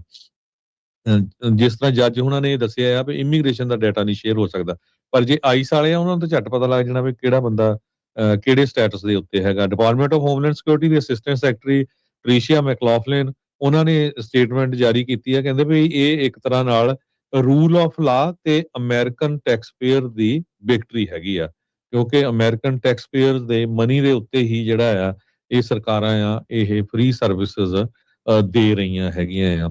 ਜਿਹੜੇ ਬਹੁਤ ਸਾਰੇ ਸਟੇਟ ਫੰਡਡ ਬੈਨੀਫਿਟਸ ਹੈਗੇ ਆ ਉਹ ਅਲਟੀਮੇਟਲੀ ਤਾਂ ਜਿਹੜੇ ਟੈਕਸ ਆ ਉਹਨਾਂ ਤੋਂ ਹੀ ਆ ਰਹੇ ਹੈਗੇ ਆ। ਸਤੰਬਰ ਮਹੀਨੇ 'ਚ ਇੱਕ ਫੈਡਰਲ ਜੱਜ ਨੇ ਬਲੌਕ ਕਰਤਾ ਸੀ ਕੈਲੀਫੋਰਨੀਆ ਦੇ ਵਿੱਚ ਵੀ ਜਿਹੜੀ ਯੂਐਸ ਡਿਪਾਰਟਮੈਂਟ ਆਫ ਐਗਰੀਕਲਚਰ ਉਹ ਡਾਟਾ ਨਹੀਂ ਇਕੱਠਾ ਕਰ ਸਕਦੀ ਜਿਹੜੇ ਸਨੈਪ ਪ੍ਰੋਗਰਾਮ ਦੇ ਅੰਡਰ ਜਿਹੜੇ ਫੂਡ ਸਟੈਂਪਾਂ ਲੈਂਦੇ ਹੈਗੇ ਆ ਸਨੈਪ ਪ੍ਰੋਗਰਾਮ। ਪਰ ਜਿਹੜੀ ਹੁਣ ਇਸ ਜੱਜ ਨੇ ਰੂਲਿੰਗ ਦਿੱਤੀ ਆ ਇਹਦਾ ਮਤਲਬ ਇਹ ਆ ਵੀ ਉਹ ਅਲਟੀਮੇਟਲੀ ਉਹਨਾਂ ਦੇ ਪਿੱਛੇ ਵੀ ਜਾਣਗੇ। ਸੋ ਜਨਵਰੀ 6 ਤੋਂ ਬਾਅਦ ਸਾਰਿਆਂ ਦਾ ਜਿਹੜਾ ਡਾਟਾ ਆ ਉਹ ਆਈਸ ਦੇ ਕੋਲ ਪਹੁੰਚ ਜਾਊਗਾ ਵੀ ਕਿਹੜਾ ਕਿਹੜਾ ਜਿਹੜਾ ਬੰਦਾ ਆ ਉਹ ਬੈਨੀਫਿਟ ਲੈ ਰਿਹਾ ਹੈਗਾ। ਸੋ ਇਸ ਮਾਮਲੇ ਦੇ ਵਿੱਚ ਫਿਰ ਹਰਜੋਤ ਸਿੰਘ ਜੀ ਕੀ ਅੱਗੇ ਲੋਕਾਂ ਨੂੰ ਕੀ ਕਰਨਾ ਚਾਹੀਦਾ? ਹੁਣ ਜਿੱਦਾਂ ਹੁਣ ਕਵਰਡ ਕੈਲੀਫੋਰਨੀਆ ਹੈਲਥ ਇੰਸ਼ੋਰੈਂਸ ਦੇ ਦਿਨ ਵੀ ਅੱਜ ਦਾ ਅਖੀਰਲਾ ਕੱਲ ਦਾ ਜਿਹੜਾ ਉਹ ਰਹਿ ਗਿਆ ਆ, ਸੋ ਉਹਦੇ ਨਾਲ ਸੰਬੰਧਿਤ ਜੋੜ ਕੇ ਵੀ ਜੇ ਤੁਸੀਂ ਕੀ ਸਲਾਹ ਜਿਹੜੀ ਇਸ ਦੇ ਵਿੱਚ ਜਿਹੜੀ ਦੇਣਾ ਚਾਹੁੰਦੇ ਹੋ? ਵੈਸੇ ਵੀ ਕਵਰਡ ਕੈਲੀਫੋਰਨੀਆ ਵਾਲੇ ਥੋੜੀ ਜਾਣਕਾਰੀ ਦੇ ਦਿਓ ਜਿੱਦਾਂ ਕਪਲ ਆਫ ਡੇਜ਼ ਜਿਹੜੇ ਉਹ ਰਹਿ ਗਏ ਆ। ਸੋ ਬਿਲਕੁਲ ਕਵਰਡ ਕੈਲੀਫੋਰਨੀਆ ਦਾ ਇੱਕ ਤਾਂ ਇਹ ਦੱਸਦੀ ਜਾਈਏ ਵੀ ਆਪਾਂ ਖਾਲਸਾ ਇੰਸ਼ੋਰੈਂਸ ਏਜੰਸੀ ਤੋਂ ਸਾਡਾ ਲਾਇਸੈਂਸ ਨੰਬਰ 0F89805 ਆ। ਅਗਰ ਤੁਸੀਂ 31 ਦਸੰਬਰ ਤਾਈਂ ਯਾਨੀ ਕਿ ਕੱਲ ਤੱਕ ਹੈਲਥ ਇੰਸ਼ੋਰੈਂਸ ਕਰਾ ਲਓਗੇ ਓਬਾਮਾ ਕੇਅਰ ਜਿਹਨੂੰ ਕਵਰਡ ਕੈਲੀਫੋਰਨੀਆ ਕਿਹਾ ਜਾ ਰਿਹਾ ਕੈਲੀਫੋਰਨੀਆ ਦੇ ਵਿੱਚ, ਤੇ ਤੁਹਾਡੀ 1 ਜਨਵਰੀ ਤੋਂ ਸਟਾਰਟ ਹੋ ਜਾਊਗੀ। ਨਹੀਂ ਤਾਂ ਫਿਰ ਫਰਵਰੀ 1 ਤੋਂ ਹੋਊਗੀ, ਫਿਰ 1 ਮਹੀਨੇ ਦੀ ਪਲਾਂਟੀ ਦੇਣੀ ਪਊਗੀ। ਇਹ ਵੀ ਬਹੁਤ ਲੋਕਾਂ ਦਾ ਭੁਲੇਖਾ ਵੀ ਇਸ ਵਾਰ ਪਲਾਂਟੀ ਨਹੀਂ ਹੋਣੀ, ਇਸ ਵਾਰ ਪਲਾਂਟੀ ਹੋਣੀ ਆ, ਇਹ ਮੈਂ ਪਹਿਲਾਂ ਵੀ ਦੱਸ ਚੁੱਕਿਆ ਹੈਗਾ। ਸੋ ਪ੍ਰੋਬਲਮ ਕੀ ਆ, ਮਿਸਯੂਜ਼ ਤਾਂ ਹੋਇਆ ਬਹੁਤ ਇਹਦੇ 'ਚ ਕੋਈ ਸ਼ੱਕ ਨਹੀਂ ਹੈ। ਬਹੁਤ ਵਾਰ ਸਾਰਿਆਂ ਨੂੰ ਪਤਾ ਹੈ ਵੀ ਮੈਂ ਇੰਸ਼ੋਰੈਂਸ ਬਿਜ਼ਨਸ 33 ਸਾਲ ਤੋਂ ਵੱਧ ਦਾ ਸਮਾਂ ਹੋ ਗਿਆ, 92 ਤੋਂ ਆ। ਪਿਛਲੇ ਸਾਲਾਂ 'ਚ ਕਾਲਾਂ ਆਉਣੀਆਂ ਸਾਨੂੰ ਕੈਨੇਡਾ ਤੋਂ, ਇੰਗਲੈਂਡ ਤੋਂ, ਦੇਖੋ ਜੀ ਸਾਡੀ ਵਾਈਫ ਪ੍ਰੈਗਨੈਂਟ ਆ, ਅਸੀਂ ਬੱਚਾ ਸਾਡਾ ਉੱਥੇ ਹੋਣਾ ਆ, ਸਾਨੂੰ ਕਾਉਂਟੀ ਦਾ ਕਹਿੰਦੇ ਉੱਥੇ ਫ੍ਰੀ ਮੈਡੀਕਲ ਮਿਲ ਜਾਂਦਾ। ਸੋ ਇੰਨਾ ਜ਼ਿਆਦਾ ਦੇਖੋ ਲੋਕਾਂ 'ਚ ਇਹ ਫੈਲੀ ਹੋਈ ਸੀ ਵੀ ਤੁਸੀਂ ਆ ਰਹੇ ਵਿਜ਼ਿਟ ਕਰਨ ਤੇ ਆ ਕੇ ਇੱਥੇ ਤੁਸੀਂ ਜਿਹੜਾ ਮੈਡੀਕਲ ਲੈ ਕੇ ਜਿਹਦਾ ਖਰਚਾ 15 ਤੋਂ 20 ਹਜ਼ਾਰ ਡਾਲਰ ਹੁੰਦਾ ਆ ਬੱਚੇ ਹੋਣ ਦਾ, ਤੇ ਤੁਸੀਂ ਉਹ ਇੱਥੇ ਨਾਲੇ ਤਾਂ ਬੱਚਾ ਹੋ ਗਿਆ ਨਾਲੇ ਉਹ ਸਿਟੀਜ਼ਨ ਬਣ ਗਿਆ। ਸੋ ਇਸੇ ਕਰਕੇ ਟਰੰਪ ਉਹਨਾਂ ਨੇ ਉਹ ਰੌਲਾ ਪਾਇਆ ਸੀ ਵੀ ਜਿਹੜੇ ਜਿਨ੍ਹਾਂ ਦੇ ਪੇਰੈਂਟਸ ਸਿਟੀਜ਼ਨ ਨਹੀਂ ਹੈਗੇ ਉਹ ਕਿੱਦਾਂ ਸਿਟੀਜ਼ਨ ਬਣਦੇ ਆ। ਸੋ ਇਹ ਆਪਣੀ ਕਮਿਊਨਿਟੀ ਦੀ ਮੈਂ ਐਗਜ਼ਾਮਪਲ ਦਿੱਤੀ, ਕੱਲੀ ਆਪਣੀ ਨਹੀਂ, ਹੋਰ ਕਮਿਊਨਿਟੀਆਂ ਬਹੁਤ ਕਰਦੀਆਂ। ਚਾਈਨੀਜ਼ ਮੂਲ ਦੇ ਲੋਕਾਂ ਨੇ ਤਾਂ ਬਹੁਤ ਸਾਰੇ ਜਿਹੜੇ ਟੈਂਪਰੇਰੀ ਜਿਹੜੇ ਇਦਾਂ ਦੇ ਸੈਂਟਰ ਖੋਲੇ ਹੋਏ ਸੀ ਸਦਰਨ ਕੈਲੀਫੋਰਨੀਆ 'ਚ, ਜਿਹੜੇ ਵਿਜ਼ਿਟ ਕਰਨ ਆਉਂਦੀਆਂ ਸੀਆਂ ਜਿਹੜੀਆਂ ਲੇਡੀਜ਼, ਤੇ ਇੱਥੇ ਬੱਚੇ ਹੁੰਦੇ ਸੀ, ਨਾਲੇ ਸਿਟੀਜ਼ਨ ਬਣਦੇ ਸੀ, ਨਾਲੇ ਉਹ ਫ੍ਰੀ ਦੇ ਵਿੱਚ ਹੁੰਦਾ ਸੀ। ਸੋ ਟੋਟਲੀ ਉਹ ਮਿਸਯੂਜ਼ ਹੁੰਦਾ ਸੀ। ਦੂਸਰਾ ਕੀ ਹੁੰਦਾ ਵੀ ਜਦੋਂ ਆਪਾਂ ਰਿਸ਼ਤੇਦਾਰਾਂ ਨੂੰ ਸਪਾਂਸਰ ਕਰਦੇ ਆ, ਬਹੁਤ ਸਾਰੇ ਭੈਣ ਭਰਾ, ਪੇਰੈਂਟਸ, ਕਈ ਵਾਰ ਤਾਂ ਸਿਚੁਏਸ਼ਨ ਇਦਾਂ ਦੀ ਵੀ ਚਲੋ ਉਹਨਾਂ ਦੀ ਏਜ ਜ਼ਿਆਦੇ ਆ, ਉਹ ਇੱਥੇ ਕੰਮ ਨਹੀਂ ਕਰ ਸਕਦੇ, 70-80 ਸਾਲ ਆ, ਫਿਰ ਉਹਨਾਂ ਕੋਲ ਕੋਈ ਆਪਸ਼ਨ ਨਹੀਂ, ਉਹ ਤੁਸੀਂ ਮੈਡੀਕਲ ਅਪਲਾਈ ਕਰ ਦਿੰਦੇ ਆ। ਹਾਲਾਂਕਿ ਜਿਹੜਾ ਜਦੋਂ ਤੁਸੀਂ ਸਪਾਂਸਰ ਕੀਤਾ ਫਾਰਮ ਉਹਦੇ 'ਚ ਕਲੀਅਰਲੀ ਲਿਖਿਆ ਆ ਵੀ ਤੁਸੀਂ ਕਿਸੇ ਤਰ੍ਹਾਂ ਦਾ ਬੈਨੀਫਿਟ ਨਹੀਂ ਲੈ ਸਕਦੇ, ਜੇ ਲਓਗੇ ਤਾਂ ਜਿਹੜੀ ਗਵਰਨਮੈਂਟ ਉਹ ਤੁਹਾਡੇ ਪਿੱਛੇ ਆਊਗੀ। ਪਰ ਮੈਂ ਇਹ ਵੀ ਦੇਖਦਾ ਵੀ ਕਈ ਵਾਰ 35-40 ਸਾਲ ਦੇ ਬੰਦੇ ਆਉਂਦੇ ਆ, ਉਤਰਿਆਂ ਨੂੰ ਹਜੇ ਵੀਕ ਨਹੀਂ ਹੋਇਆ ਹੁੰਦਾ, ਜਦੋਂ ਹੀ ਸੋਸ਼ਲ ਸਿਕਿਉਰਿਟੀ ਆਈ, ਭਾਜੀ ਇਹਨਾਂ ਦਾ ਮੈਡੀਕਲ ਅਪਲਾਈ ਕਰ ਦਿਓ। ਤੇ ਮੈਂ ਕਿਹਾ ਯਾਰ ਇਹਨੇ ਤਾਂ ਕੰਮ ਵੀ ਕਰਨਾ, ਵੀ ਤੁਸੀਂ ਕਾਹਤੇ ਆਪਣਾ ਗਲਤ ਕੰਮ ਕਰਦੇ ਹੈਗੇ ਆ ਮੈਡੀਕਲ ਕਰਨ ਦਾ। ਹਾਲਾਂਕਿ ਤੁਸੀਂ ਲੈ ਸਕਦੇ ਆ, ਪਰ ਕਿਉਂਕਿ ਤੁਹਾਡੇ ਪਿੱਛੇ ਵੀ ਆ ਸਕਦੇ ਆ। ਉਹ ਜੀ ਹੁਣ ਪਤਾ ਨਹੀਂ ਕਦੋਂ ਜੌਬ ਮਿਲਣੀ ਆ, ਚਲੋ ਜਦ ਤੱਕ ਜੌਬ ਮਿਲਣੀ ਆ ਸਾਲ ਫ੍ਰੀ ਚੱਲਦਾ ਰਹੂਗਾ। ਸੋ ਉਹ ਜਿਹੜੀ ਚੀਜ਼ ਆ ਨਾ ਉਹਦੇ ਪਿੱਛੇ ਹੁਣ ਜਿਹੜਾ ਆ ਇਹ ਇਮੀਗ੍ਰੇਸ਼ਨ ਕਸਟਮ ਐਨਫੋਰਸਮੈਂਟ ਵਾਲੇ ਪੈਣਗੇ, ਕਿਉਂਕਿ ਜੇ ਤੁਸੀਂ ਕੰਮ ਕਰ ਸਕਦੇ ਆ, ਤੁਹਾਨੂੰ ਤੁਹਾਡੀ ਸੈਲਰੀ ਆ, ਤੇ ਤੁਸੀਂ ਕਵਰਡ ਕੈਲੀਫੋਰਨੀਆ ਲੈ ਸਕਦੇ ਆ। ਕਈਆਂ ਦਾ ਬੜਾ ਘੱਟ ਪ੍ਰੀਮੀਅਮ ਹੁੰਦਾ, ਕਿਸੇ ਦਾ 25, 50, 100 ਡਾਲਰ ਵੀ ਹੋਇਆ ਤਾਂ ਕੀ ਆ, ਜਿੱਥੋਂ ਜਿਨ੍ਹਾਂ ਮੁਲਕਾਂ ਤੋਂ ਅਸੀਂ ਆਏ ਆ ਉੱਥੇ ਕਿਹੜੀ ਫ੍ਰੀ ਹੁੰਦੀ ਆ, ਠੀਕ ਆ ਕਿ ਨਹੀਂ? ਉੱਥੇ ਵੀ ਲੱਖਾਂ ਦੇ ਰੁਪਈਆਂ ਦੇ ਹਿਸਾਬ ਨਾਲ ਆਪਾਂ ਪੈਸੇ ਦਿੰਦੇ ਹੈਗੇ ਆ। ਸੋ ਇੱਕ ਤਾਂ ਚੀਜ਼ ਇਹ ਆ ਵੀ ਜਿਹੜੇ ਬੰਦੇ ਕੰਮ ਕਰਦੇ ਹੈਗੇ, ਕੰਮ ਕਰ ਸਕਦੇ ਆ, ਉਹਨਾਂ ਨੂੰ ਜ਼ਰੂਰ ਜਿਹੜਾ ਆ ਉਹ ਇਦਾਂ ਦੇ ਬੈਨੀਫਿਟ ਨਹੀਂ ਲੈਣੇ ਚਾਹੀਦੇ ਫ੍ਰੀ ਵਾਲੇ।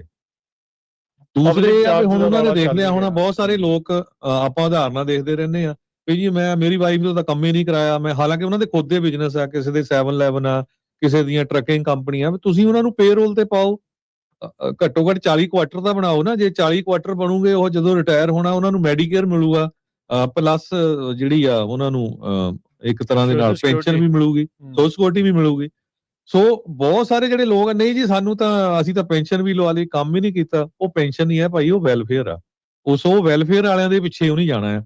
ਜਦੋਂ ਤੁਸੀਂ ਅਮਰੀਕਾ 'ਚ ਆ ਗਏ, $1 ਟੈਕਸ ਨਹੀਂ ਦਿੱਤਾ ਕਿਸੇ ਨੂੰ, ਠੀਕ ਆ ਕਿ ਨਹੀਂ, ਤੁਸੀਂ ਪੈਸੇ ਲੈ ਰਹੇ ਹੈਗੇ ਆ, ਸੋ ਹੈ ਤਾਂ ਟੋਟਲੀ ਰੋਂਗ ਆ ਨਾ।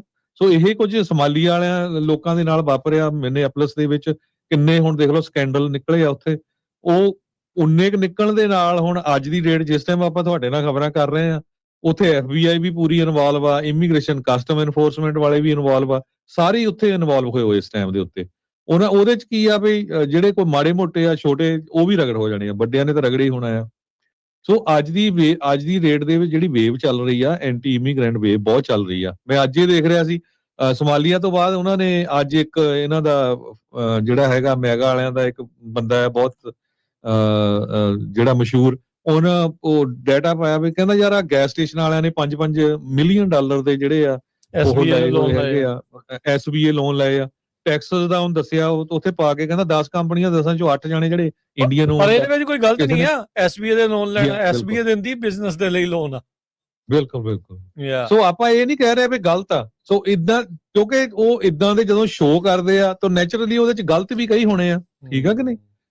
ਸੋ ਉਹਦੇ ਨਾਲ ਕੀ ਹੁੰਦਾ ਆ, ਫੇਰ ਉਹ ਇੱਕਦਮ ਪੂਰਾ ਜਿਸ ਹਿਸਾਬ ਦੇ ਨਾਲ ਟਰੱਕਿੰਗ ਦਾ ਆਪਾਂ ਦੇਖਿਆ ਹੈਗਾ ਹੁਣ, ਹਨਾ, ਕਿਤੇ ਵੀ ਕੋਈ ਐਕਸੀਡੈਂਟ ਹੁੰਦਾ ਝੱਟ ਉਹਨੂੰ ਦਵਾ ਕਿਹੜੀ ਕੰਪਨੀ ਆ, ਕਿ ਉਹਦਾ ਓਨਰ ਸਿੰਘ ਆ, ਉਹਦਾ ਡਰਾਈਵਰ ਸਿੰਘ ਆ, ਉੱਤੇ ਪਾ ਦਿੱਤਾ ਜਾਂਦਾ, ਹਨਾ, ਵੀ ਸੇਫਟੀ ਦਾ ਇਸ਼ੂ ਹੈਗਾ। ਸੋ ਇਸ ਕਰਕੇ ਧਿਆਨ ਨਾਲ ਚੱਲੋ। ਇਹ ਸਾਰੇ ਧਿਆਨ ਰੱਖੋ ਵੀ ਜਿਹੜੇ ਮੈਡੀਕਲ ਰਹਿੰਦੇ ਹੈਗੇ ਆ, ਕਈ ਵਾਰੀ ਕੀ ਹੁੰਦਾ ਰਾਜਕਰਮੀਤ ਸਿੰਘ, ਤੁਹਾਨੂੰ ਜ਼ਰੂਰਤ ਵੀ ਨਹੀਂ, ਹੁਣ ਬੰਦਾ 50 ਸਾਲਾਂ ਦਾ ਫਿੱਟ ਆ, ਤੁਸੀਂ ਮੈਡੀਕਲ ਕਾਹਦੇ ਅਪਲਾਈ ਕਰਦੇ ਆ? ਤੁਸੀਂ ਕੰਮ ਲੱਭੋ, ਜੇ ਕੰਮ ਕਰ ਸਕਦੇ ਆ, ਠੀਕ ਆ ਕਿ ਨਹੀਂ। ਬਿਨਾਂ ਕਿਸੇ ਗੱਲ ਤੇ ਮੈਡੀਕਲ ਅਪਲਾਈ ਕਰ ਲੈਂਦੇ ਆ, ਜਾਣਾ ਵੀ ਨਹੀਂ ਡਾਕਟਰ ਦੇ, ਠੀਕ ਆ ਕਿ ਨਹੀਂ।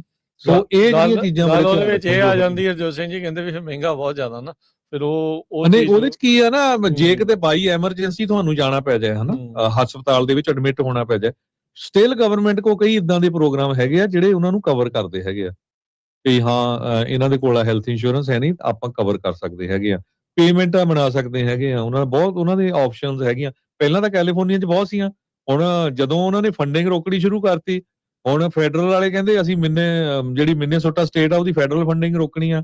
ਤੇ ਆਪਾਂ ਦੇਖਿਆ ਹੀ ਆ ਵੀ ਕੈਲੀਫੋਰਨੀਆ ਦੇ ਵਿੱਚ ਜਦੋਂ ਸ਼ਾਨ ਡਫੀ ਹੋਣੀ, ਜਿਹੜੇ ਡਿਪਾਰਟਮੈਂਟ ਆਫ ਟਰਾਂਸਪੋਰਟੇਸ਼ਨ ਦੇ ਸੈਕਟਰੀ ਆ, ਉਹਨੇ ਕਿਹਾ ਵੀ ਅਸੀਂ ਇੰਨੇ $1 ਬਿਲੀਅਨ ਰੋਕਣ ਜਾ ਰਹੇ ਆ, ਵੀ ਤੁਸੀਂ ਲਾਇਸੈਂਸ ਬੰਦ ਕਰੋ, ਹਨਾ, ਇਹ ਲਾਇਸੈਂਸ ਤੁਸੀਂ ਰੋਂਗ ਦੇ ਰਹੇ ਆ।